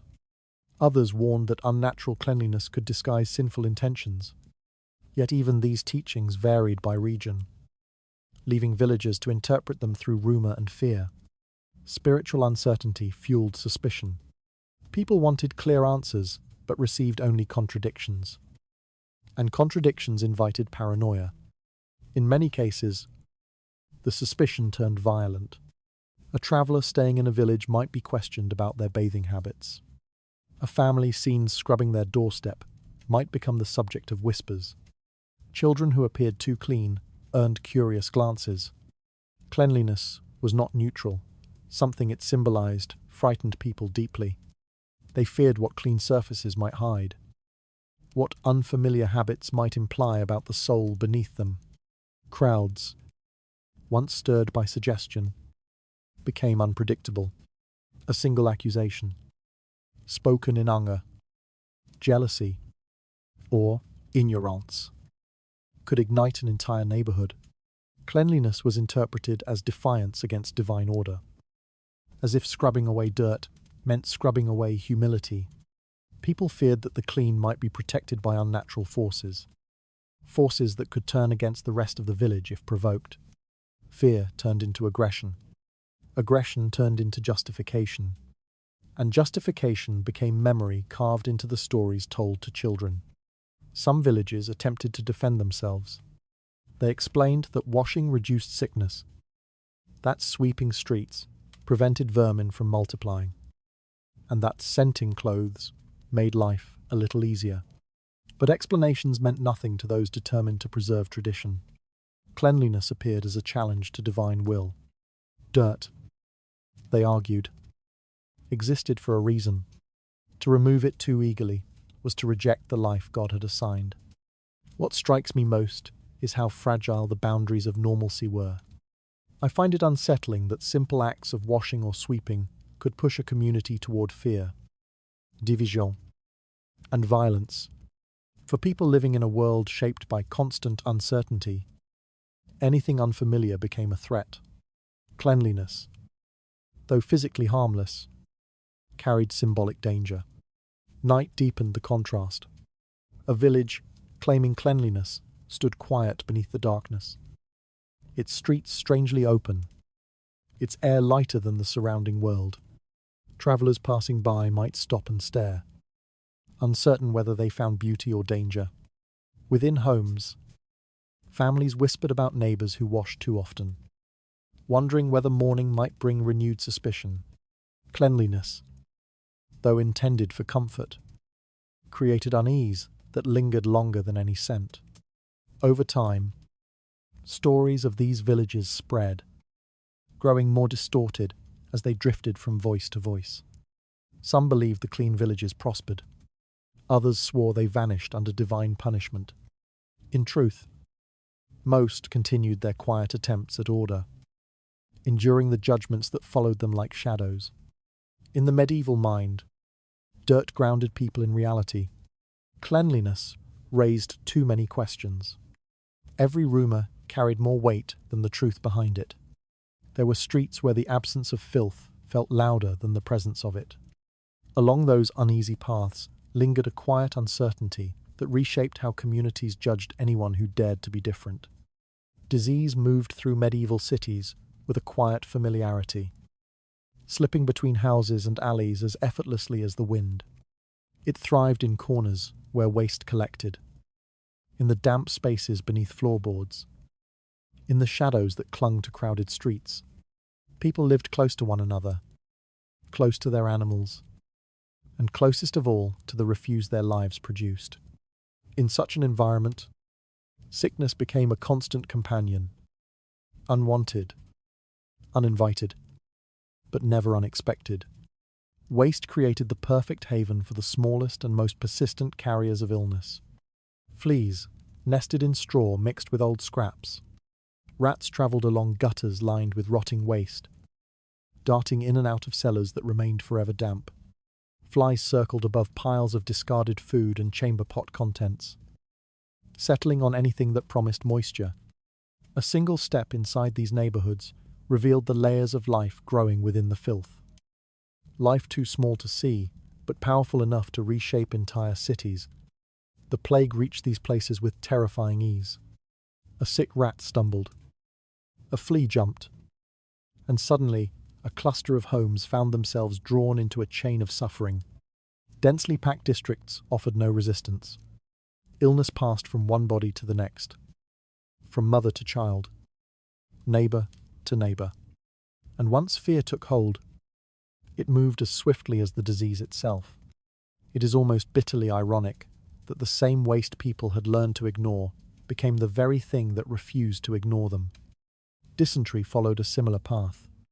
Contaminated water, shared between washing, drinking, and cooking, carried the sickness deep into families who had no way to separate clean from unclean. Children weakened first, exhausted by endless fever and dehydration.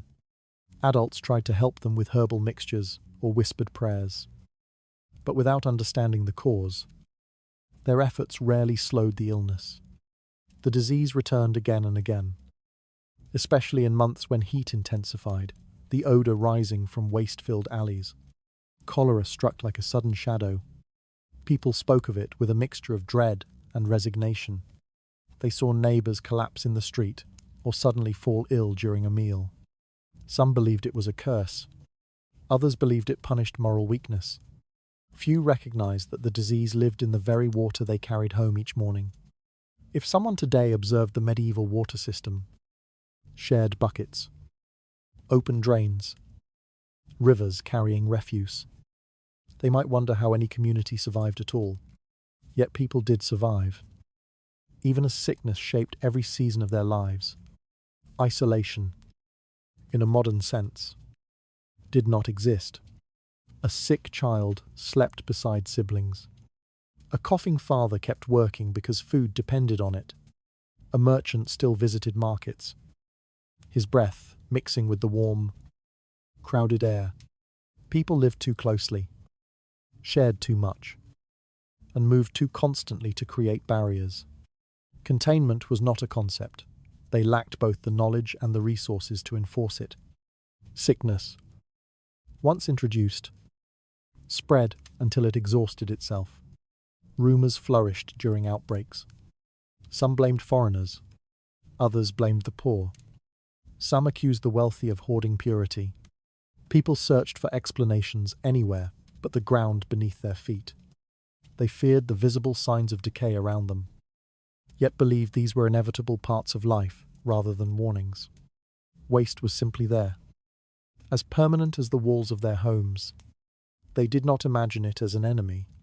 Hospitals, when they existed, were overcrowded and poorly ventilated. The sick lay close together, their breaths mingling in stagnant air.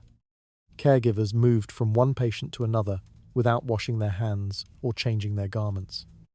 They worked with determination, but their labor often carried sickness further rather than containing it. In these places, disease learned new ways to spread. The wealthy retreated to their estates when outbreaks worsened. Their distance protected them, though not always entirely. Servants carried news, goods, and sometimes illness between the city and the countryside. But the poor had no such refuge. They remained in close quarters, tending to each other, sharing food, grief, and infection. Every household became both a sanctuary and a trap.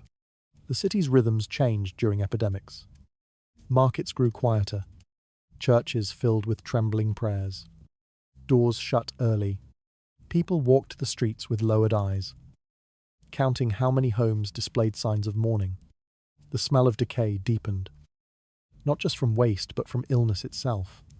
Fear settled like fog. What unsettles me most is how illness blends into daily life. I find it chilling that people accepted constant sickness as an unavoidable condition of existence, rather than as the consequence of the world built around them. They endured because there was no alternative.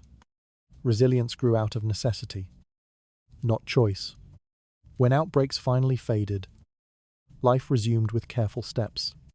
Waste once again filled the alleys. Rats returned to their favoured hiding places. Children played near gutters. People resumed carrying buckets of water from the same river. The cycle continued, unbroken, because the city had no means to change it. Disease never truly disappeared. It waited where waste gathered, where water pooled, where crowds converged. It lived in the spaces people overlooked because survival demanded that they overlook them. Every illness carried a memory the city tried to forget. There were days when silence in the streets felt heavier than the noise that usually filled them.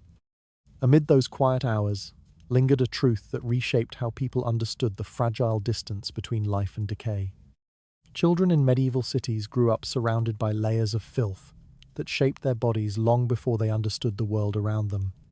They learned to walk on streets coated with waste, their feet brushing against the slick film that covered the stones after a night of discarded refuse.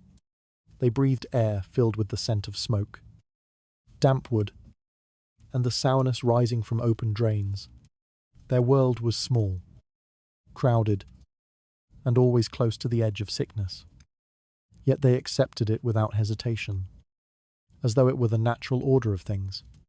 In neighborhoods where homes stood shoulder to shoulder, children spent hours outdoors, moving through alleys where runoff from chamber pots darkened the ground. They chased each other near gutters lined with household waste. They splashed through puddles that mixed rainwater with the remnants of human and animal life. Parents called for them from doorways, but rarely stopped them from playing in places adults themselves avoided. Childhood unfolded, not in gardens, but in the narrow corridors of the city, where survival meant adapting as early as possible. Animals roamed freely as well. Dogs picked at discarded bones. Pigs wandered through piles of kitchen scraps. Chickens scattered dirt as they searched for insects. Children moved among them without thinking, stepping over feathers, fur, and droppings. In such an environment, disease found hosts easily. Yet many children developed a rugged tolerance simply because they encountered infection so often. Their bodies adjusted to the patterns of illness, learning resilience through repetition. Sickness was a familiar companion. Children coughed through winters, overcame fevers each summer, and endured stomach illnesses that returned again and again. Families watched them with worry, but rarely with surprise. Recovery was celebrated quietly because every healed child strengthened a household's sense of hope. Those who survived early childhood often grew into adults with powerful resistance to the common afflictions circling their world. Still, danger lurked everywhere. A small cut on a child's foot could swell and fester. Drinking from a shared bucket might lead to a week of agony. Sleeping beside siblings meant every illness traveled rapidly between them. Yet they lived, played, and laughed amid these risks. It is almost darkly humorous that medieval adults believed filth built strength simply because so many children had no choice but to grow stronger or perish. Rivers served as communal spaces where children washed, splashed, and sometimes swallowed water without understanding its dangers.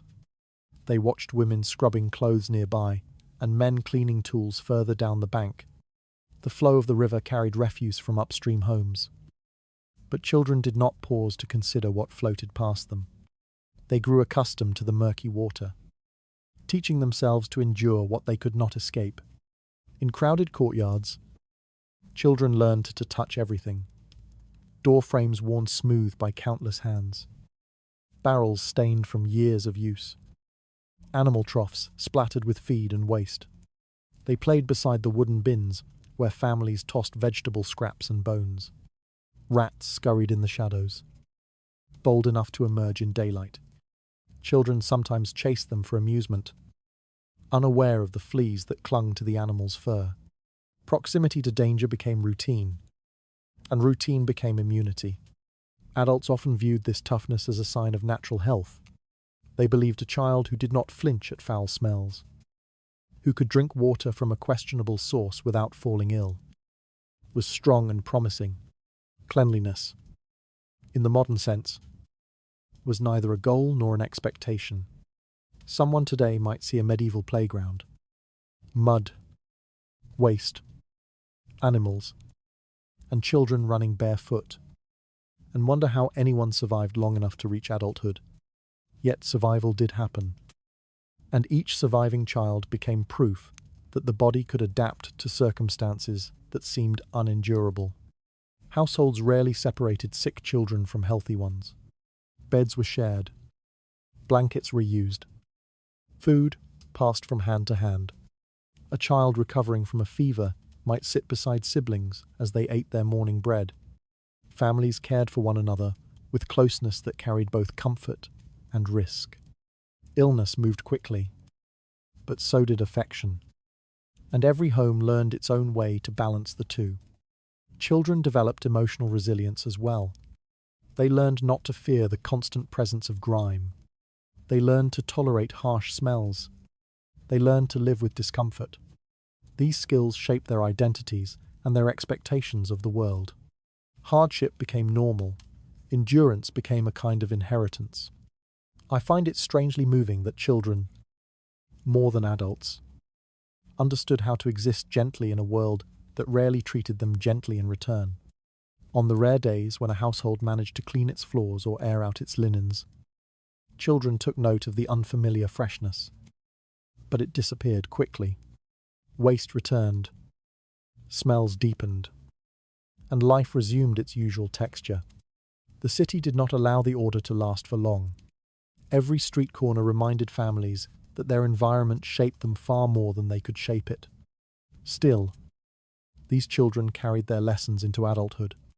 Their immunity, earned through suffering, protected them in ways newly arrived travelers lacked. Disease did not vanish, but its impact changed for those who had grown up alongside it. Their bodies remembered each encounter, storing strength where fear might have lingered. Every childhood carried its own quiet bargain with the filth around it. There were days when survival seemed to depend more on exposure than protection. Inside those hardened young bodies waited a truth that unsettled anyone who dared to ask what their strength was really built on. They moved through the medieval streets with a heaviness that clung to them more tightly than the stench they carried. These men and women, whose work revolved around the things everyone else wanted to forget, walked in silence along the edges of town, their presence noted only through the slight widening of distance as others stepped aside. No one spoke to them unless forced. No one met their eyes for long. They came from a world built out of decay, and the city understood this. Treating them as vessels meant to absorb what others refused to touch. Their work began before sunrise, when the alleys were still cold and damp, and the refuse of the previous day sat untouched in heaps, pressed against stone walls. They lifted human waste from wooden pits, scraped animal bones from butcher stalls, and dragged rotting straw away from stable doors. Some carried long-handled shovels, stained dark from years of use. Others guided wooden carts so saturated with filth that no amount of washing could free the smell from their grain. The tasks formed a cycle with no clear beginning or end. The filth the city produced was constant, and those who cleaned it lived inside an endless tide that only shifted direction with the passing of seasons. People judged them by what clung to their hands, not by the necessity of their labour. In a time without proper sanitation, someone had to take responsibility for what collected beneath windows, behind taverns, or in the cramped corners of tenements. Yet the city preferred to imagine that waste simply disappeared on its own, carried away by wind, rain, or luck. Acknowledging the cleaners meant acknowledging the reality of where the dirt went. And that was something most citizens preferred not to confront. Distance served as a comfort, even if it meant pushing these workers to the margins of society. They lived in clusters on the outskirts, in areas where the wind carried foulness from the city's pits and open drains. The walls of their small homes were stained with the same smell that marked their labour. Some had families who grew accustomed to the scent until it became indistinguishable from the air they breathed. Others lived alone, sleeping lightly because the work demanded they rise long before anyone else stirred. Their names were rarely recorded. Their deaths passed quietly. The city depended on them, but refused to remember them. When they moved through marketplaces, vendors stepped back, and customers turned away. Children whispered that these workers were touched by disease or cursed by the filth they handled. Their clothing, even when washed, carried traces of the work, dark smudges that no cloth could hide. Gloves were rare luxuries, and most handled waste with bare skin hardened by years of exposure. Their bodies bore the marks of their labour, cracked hands, persistent coughs, sores along the wrists from rope or timber friction. They aged quickly, and in the eyes of the city, prematurely. Some were hired by monasteries, which understood that holiness required at least a semblance of order. Monks paid them small wages to clear latrine pits, scrape gutters, or carry refuse beyond the walls. The labour was done quietly, often at dawn, so that visiting nobles or pilgrims would not witness the mechanisms that kept the grounds passable. Other cleaners worked under loose arrangements with town councils. Though payment was irregular and often dependent on whichever official happened to be in charge, complaints were frequent, gratitude rare. Their isolation created an odd kind of knowledge. They understood better than most how disease spread, not through theory but observation. They saw which streets produced the most refuse, which homes discarded animal carcasses without care, which taverns poured waste into shallow drains already swollen with filth. They knew when illness was coming because the city smelled different days before the sick filled its beds. Their warnings were rarely heeded, but they noticed everything, moving through their roots like shadows that understood the city more intimately than the people who rejected them. Despite all this, the city could not function without them. Without their carts and shovels, the streets would have drowned in their own waste within days. Vermin would have overrun markets unchecked. Water sources would have turned foul faster than even medieval tolerance could endure. These workers formed an invisible backbone of survival, though the city chose not to admit it. Their existence held back collapse, one load of filth at a time. They carried the burden quietly. There was no pride in their work, but there was a kind of persistence born from necessity. Someone had to wade through the rot so that others could pretend the world was cleaner than it truly was. Someone had to lift what the city refused to look at. And so they continued, day after day, walking their familiar paths with the resignation of people who understood that respect would never reach them, no matter how essential they were. The city's survival rested quietly in their hands, though no one wished to acknowledge that truth. Each day, they pushed back the rising tide of waste that threatened to swallow the streets. Somewhere within their unnoticed labor waited a question few dared to confront about who truly kept the city alive. The medieval city expanded in ways that felt accidental, as if each building had been placed wherever its builder found enough bare ground to set stones. Streets twisted not through planning but through habit, bending around older structures that no one bothered to remove. Waste found its own paths into these spaces, slipping into cracks, pooling in corners, and settling into low places where the ground sagged beneath centuries of footsteps. No official plan accounted for it.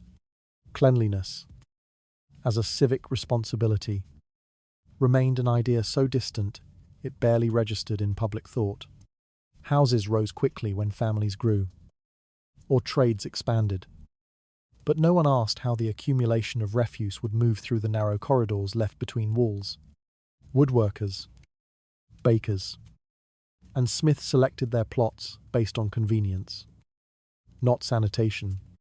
The result was a patchwork of dwellings clustered tightly together, sharing cramped courtyards where runoff gathered after rain. Residents lived with the consequences of this arrangement without question. Streets became channels for whatever people poured out from their homes, carrying filth downhill until it stopped somewhere out of sight. Lords and local officials devoted their attention to more visible symbols of authority. Towers demanded reinforcement. Gates required maintenance, and churches needed stonemasons to repair their decorated facades. These projects received funding and manpower, for they showed power to passers-by. Waste management, by contrast, left no trace worth boasting about. Keeping the streets clean did not impress visiting nobles or foreign merchants, and so the task slipped quietly into the realm of private endurance rather than public responsibility. When officials convened to discuss the condition of their towns, the topic of refuse rarely surfaced. They spoke of trade, taxation, and road tolls. They debated the placement of new market stalls or the repair of crumbling walls. The smell in the streets, though ever present, seemed beneath their notice. Many of them lived in upper chambers of stone buildings that stood high above the sources of the worst stench. From those heights, the city looked orderly enough, its chaos muted by distance.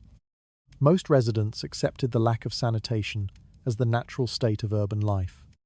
They knew that refuse gathered in the alleys behind shops, that animal dung covered the main roads each morning, and that human waste trickled down channels cut into stone.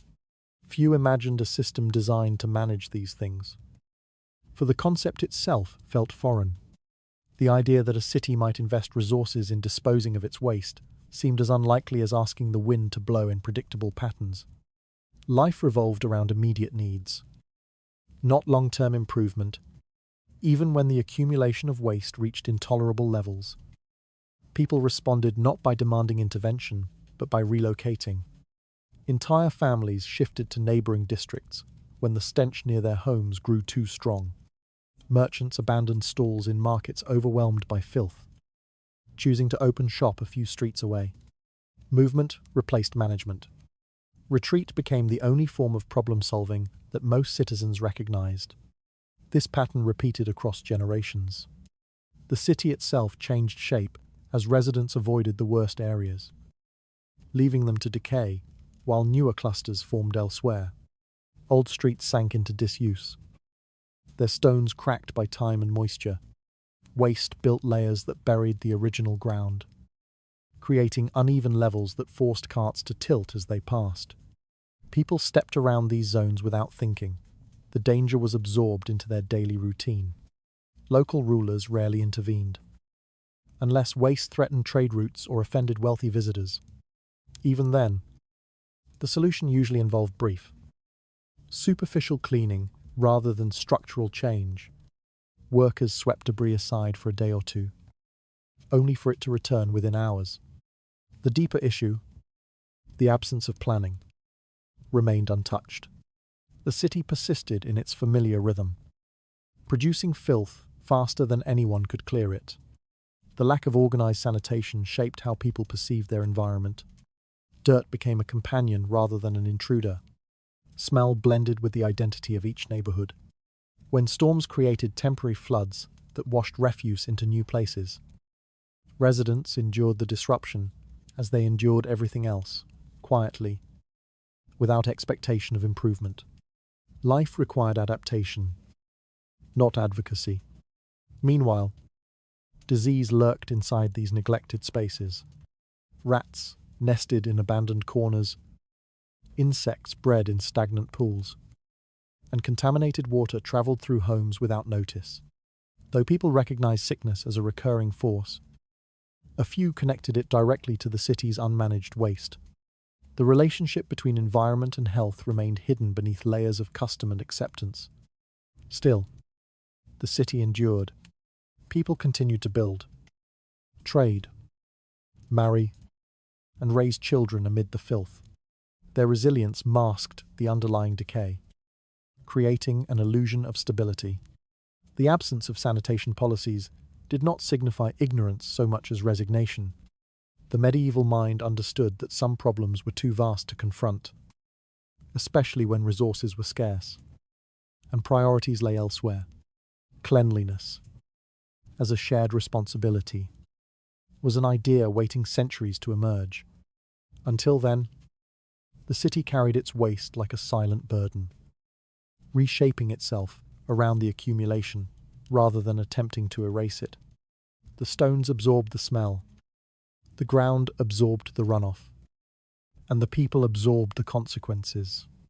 The city shifted around its own neglect, leaving untouched the problem no ruler wished to claim. Each relocation marked another quiet surrender to the spreading waste. Somewhere in that pattern of avoidance waited the realization that a city could be undone by what it refused to manage. Nightfall altered the medieval city in ways the daylight never revealed. When the markets closed, and the last torches dimmed, the streets settled into a silence, broken only by the creak of wooden shutters and the slow dripping of runoff into shallow gutters. Waste lay scattered in every direction: bones, wilted vegetables, scraps from butcher stalls, and the remnants of animals that had died where they fell. It gathered in piles that seemed to breathe in the darkness, shifting slightly as rats moved through them. For most residents, this mess was something they ignored at sunrise and avoided at sunset. But for certain cities, the task of dealing with it belonged to an unlikely workforce: wandering pigs released into the streets after dusk. These pigs did not belong to a single household. They were part of an informal system that emerged long before sanitation became a deliberate policy. Their purpose was simple enough. They ate whatever waste they encountered: rotting meat, discarded bread, broken eggs, even the remains of small animals crushed under cartwheels.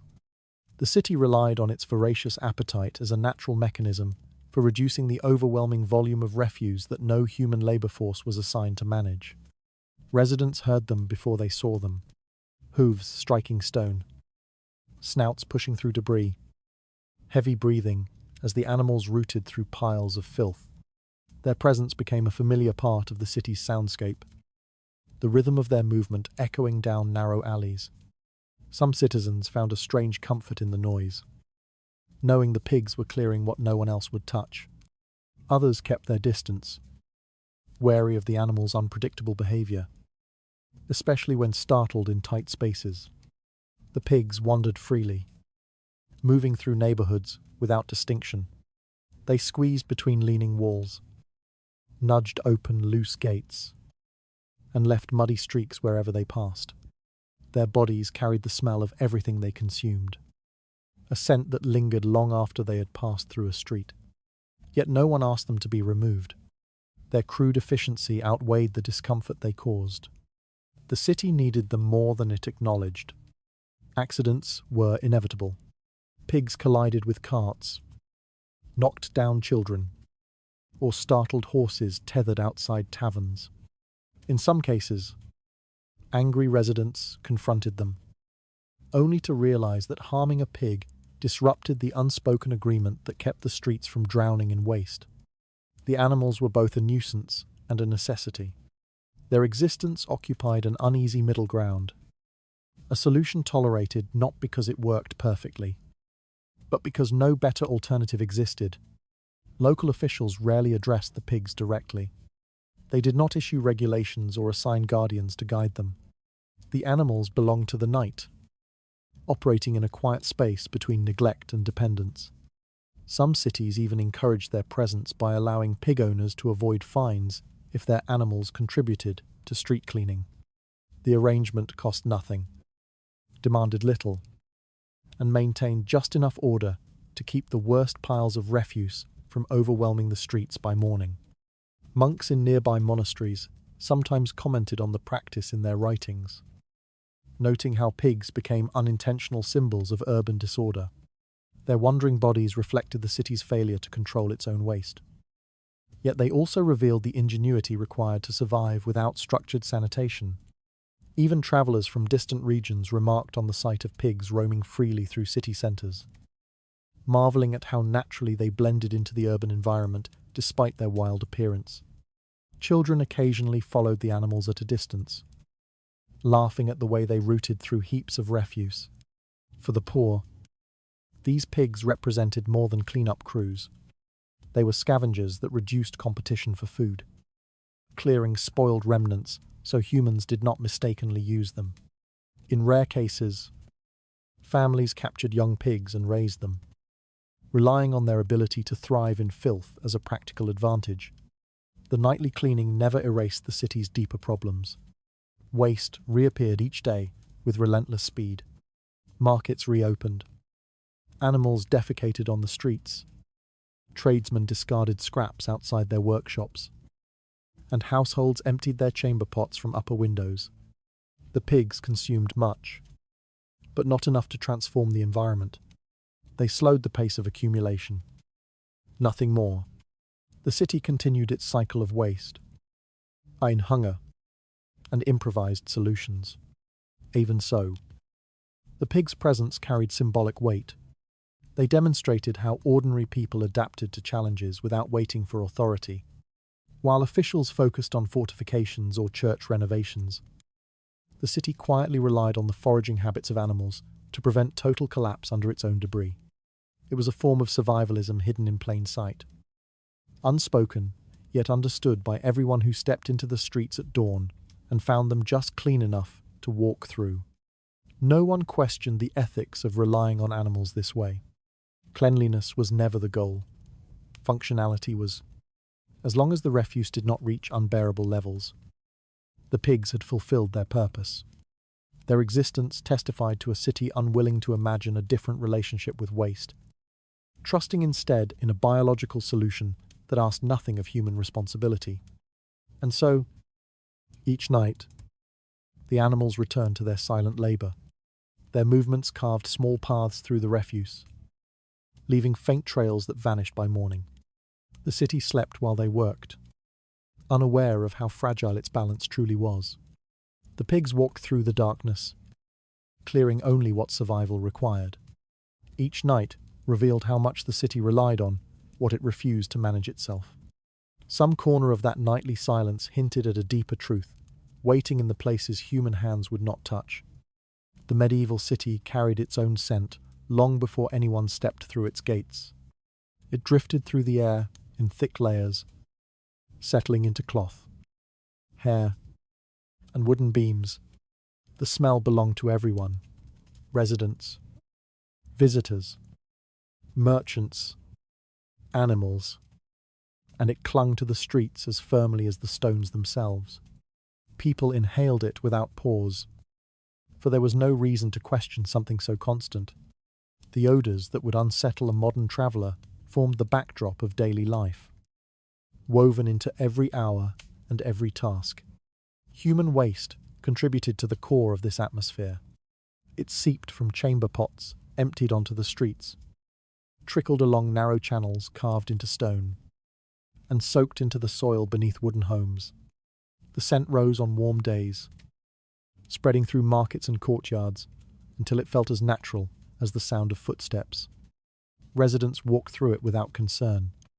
Their bodies absorbed the familiarity, and their minds learned to separate the smell from any sense of danger. Animal carcasses added another layer.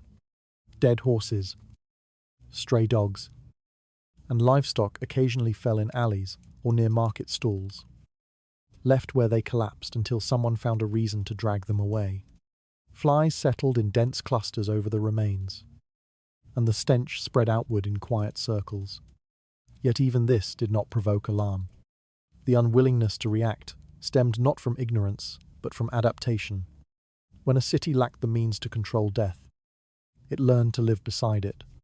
Open drains created a constant ribbon of odor that threaded through neighborhoods. Water mixed with refuse, scraps of food, and the residue of butchered animals. The smell intensified after rain, rising in bursts that clung to fabric and skin. Residents did not recoil from it. They simply breathed differently for a few moments and continued with their tasks. The drains were old companions. No one imagined a life without them. Some families used herbs or fragrant oils to soften the air inside their homes. Yet even these efforts carried suspicion. A strong scent suggested wealth or vanity, and people questioned the motives behind it. Fragrance felt unnatural, disconnected from the world outside the walls. In certain communities, an unusually pleasant smell even raised doubts about a person's honesty or virtue. The desire to mask one's natural environment could be interpreted as deception. Most people preferred the authenticity of the familiar. The smells of tallow candles, damp wool, and smoke from hearth fires formed a comfortable mixture that signaled safety. When travelers from cleaner regions commented on the odor of the streets, residents responded with indifference or amusement. To them, the smell revealed the city's life rather than its decay. It marked the presence of work, trade, cooking, and survival. Children grew up among these scents and absorbed them without hesitation.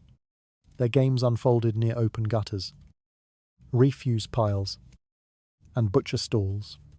Their clothing held the dust and smell of the streets, and they carried it back into their homes each evening. Parents rarely expressed concern. They understood that the city offered no alternative.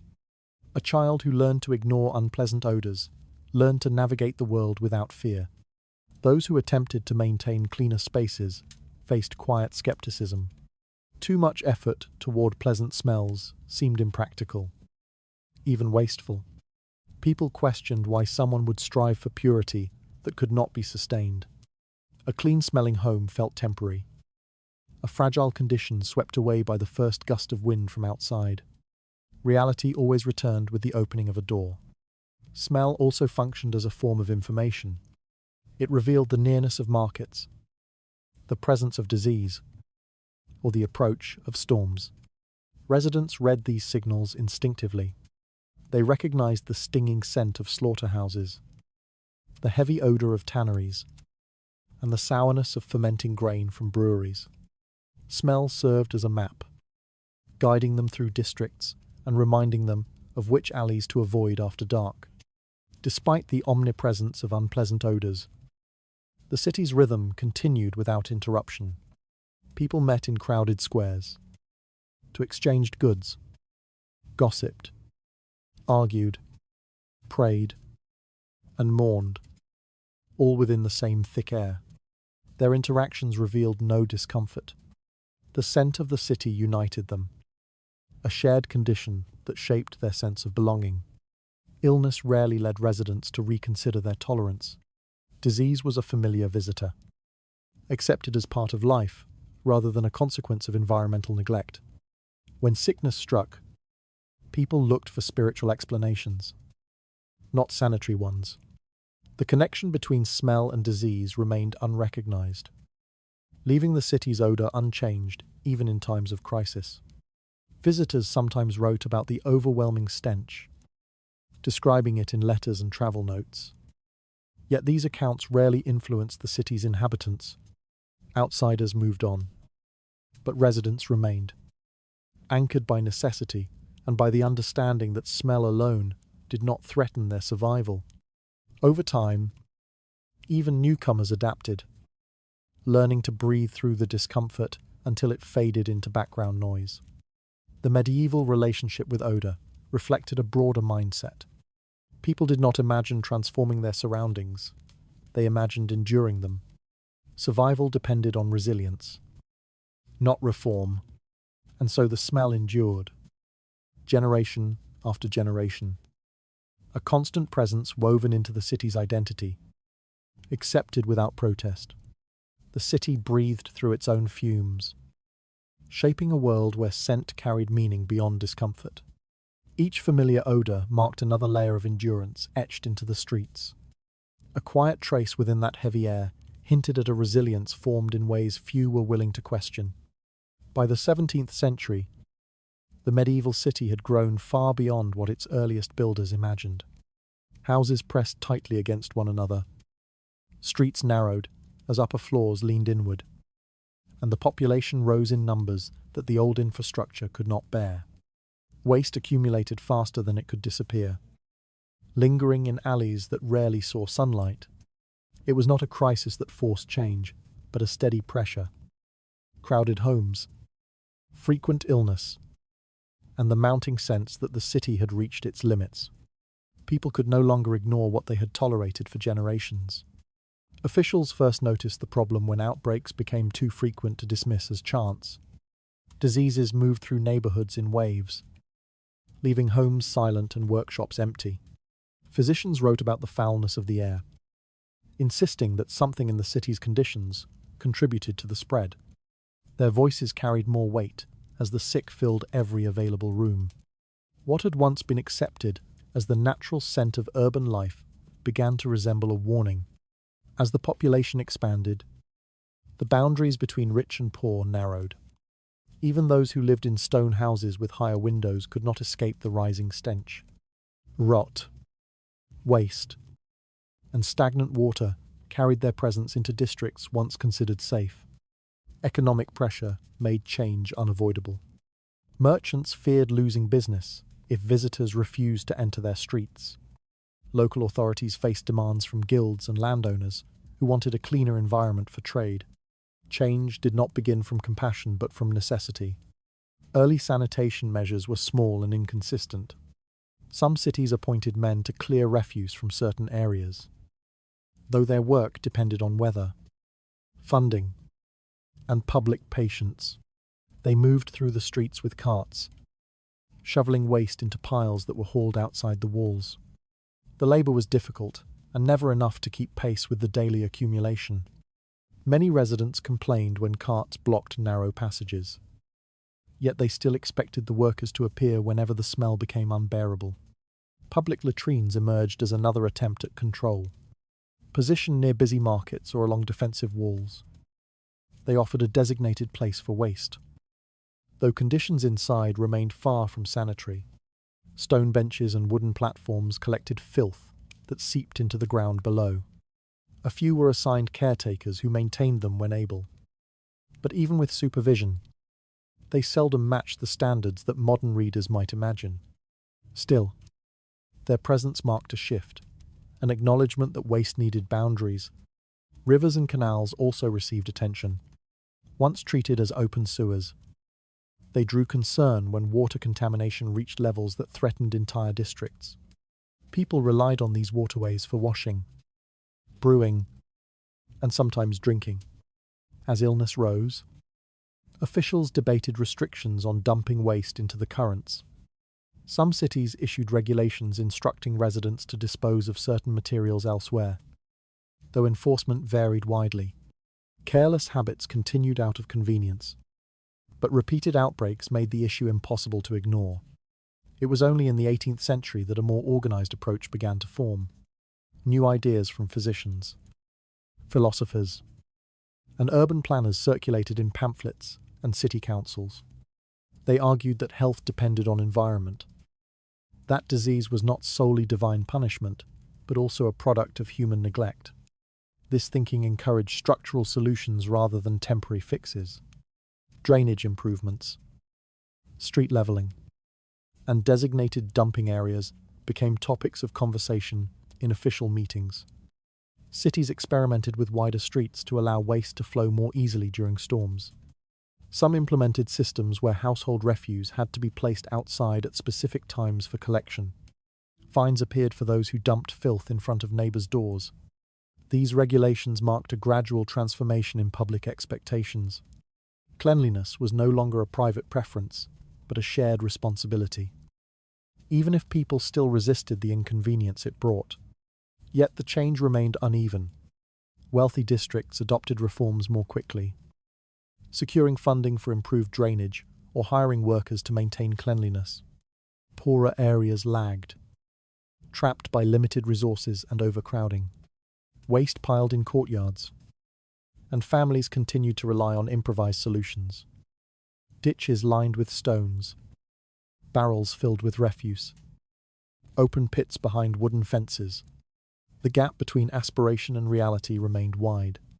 Awareness of sanitation grew stronger when travelers compared cities, describing the cleanliness of one region and the neglect of another.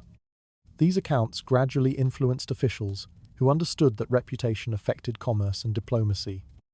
A city considered a foul risked losing merchants, pilgrims, and artisans.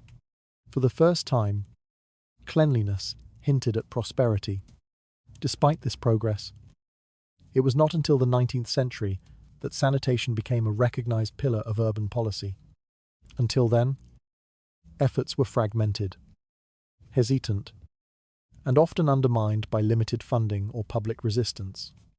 The 17th and 18th centuries laid the groundwork, but they did not resolve the problem. They merely marked the moment when people began to imagine the possibility of a cleaner world. The city moved slowly toward new intentions formed through necessity. Each effort revealed how fragile the balance between survival and neglect truly felt. In the quiet shift of those early reforms lingered something waiting to reshape how people understood their world. In the medieval world, cleanliness was not an ambition, nor a sign of refinement, nor even a distant hope. It simply did not exist as a concept. People lived inside landscapes shaped by filth, and the presence of dirt felt as natural to them as weather or hunger. Streets filled with refuse, water clouded with waste, and air thick with the smell of decay formed the rhythm of daily existence. There was no sense of violation in stepping into a muddy alley or walking past a pile of dung. Life unfolded inside these conditions without resistance. Residents moved through their cities, knowing that waste would always be around them. They understood that chamber pots emptied from upper windows would splash onto stones already darkened by years of the same habit. They recognized the odor of rotting straw, dead animals, and stagnant drains as familiar companions. In this world, no one expected the streets to be clean by morning. No one looked for sweeping carts or planned sanitation. Dirt belonged to the city as firmly as its walls. Death deepened this acceptance. Plagues came and went, leaving behind bodies that sometimes remained uncollected for days. People knew the sight of carts transporting the dead through narrow passages, their wheels leaving marks in the soft, dirty ground. They smelled the presence of illness before they understood its causes. Even then, the connection between disease and environment remained incomplete. Death was common enough that its relationship with filth went largely unquestioned.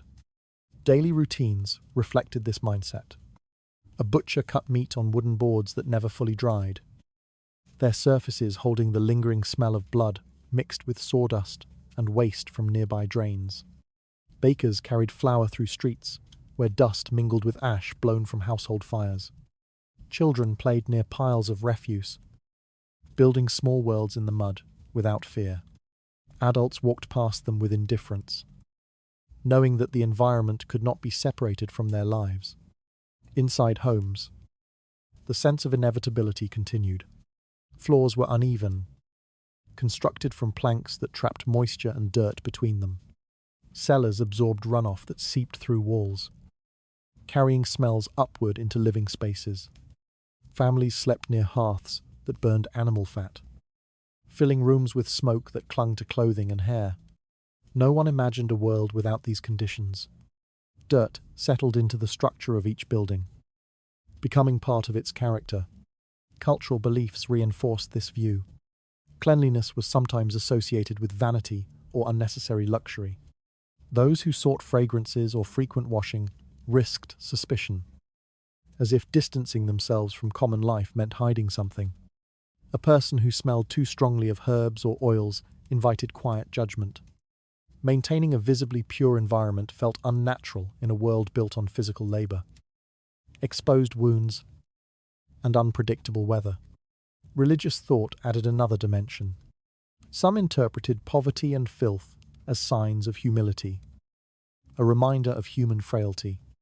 Monks who lived in strict austerity avoided bathing for long periods, believing that the body should not be pampered. Pilgrims walked barefoot through dirty roads without hesitation, seeing hardship as part of spiritual practice. Cleanliness, if mentioned at all, appeared in moral texts as a metaphor, not as a physical expectation. Cities responded to waste the same way they responded to crowding, illness, or hunger, through endurance. When refuse accumulated, people simply stepped around it or changed their path. When water sources became contaminated, they boiled the water or sought alternative wells, if any existed. The environment shaped choices, but it rarely provoked outrage. Complaints focused on immediate inconvenience, not on transformation. As generations passed, dirt became memory as much as reality. Streets are layered with centuries of waste hardened into uneven pavements.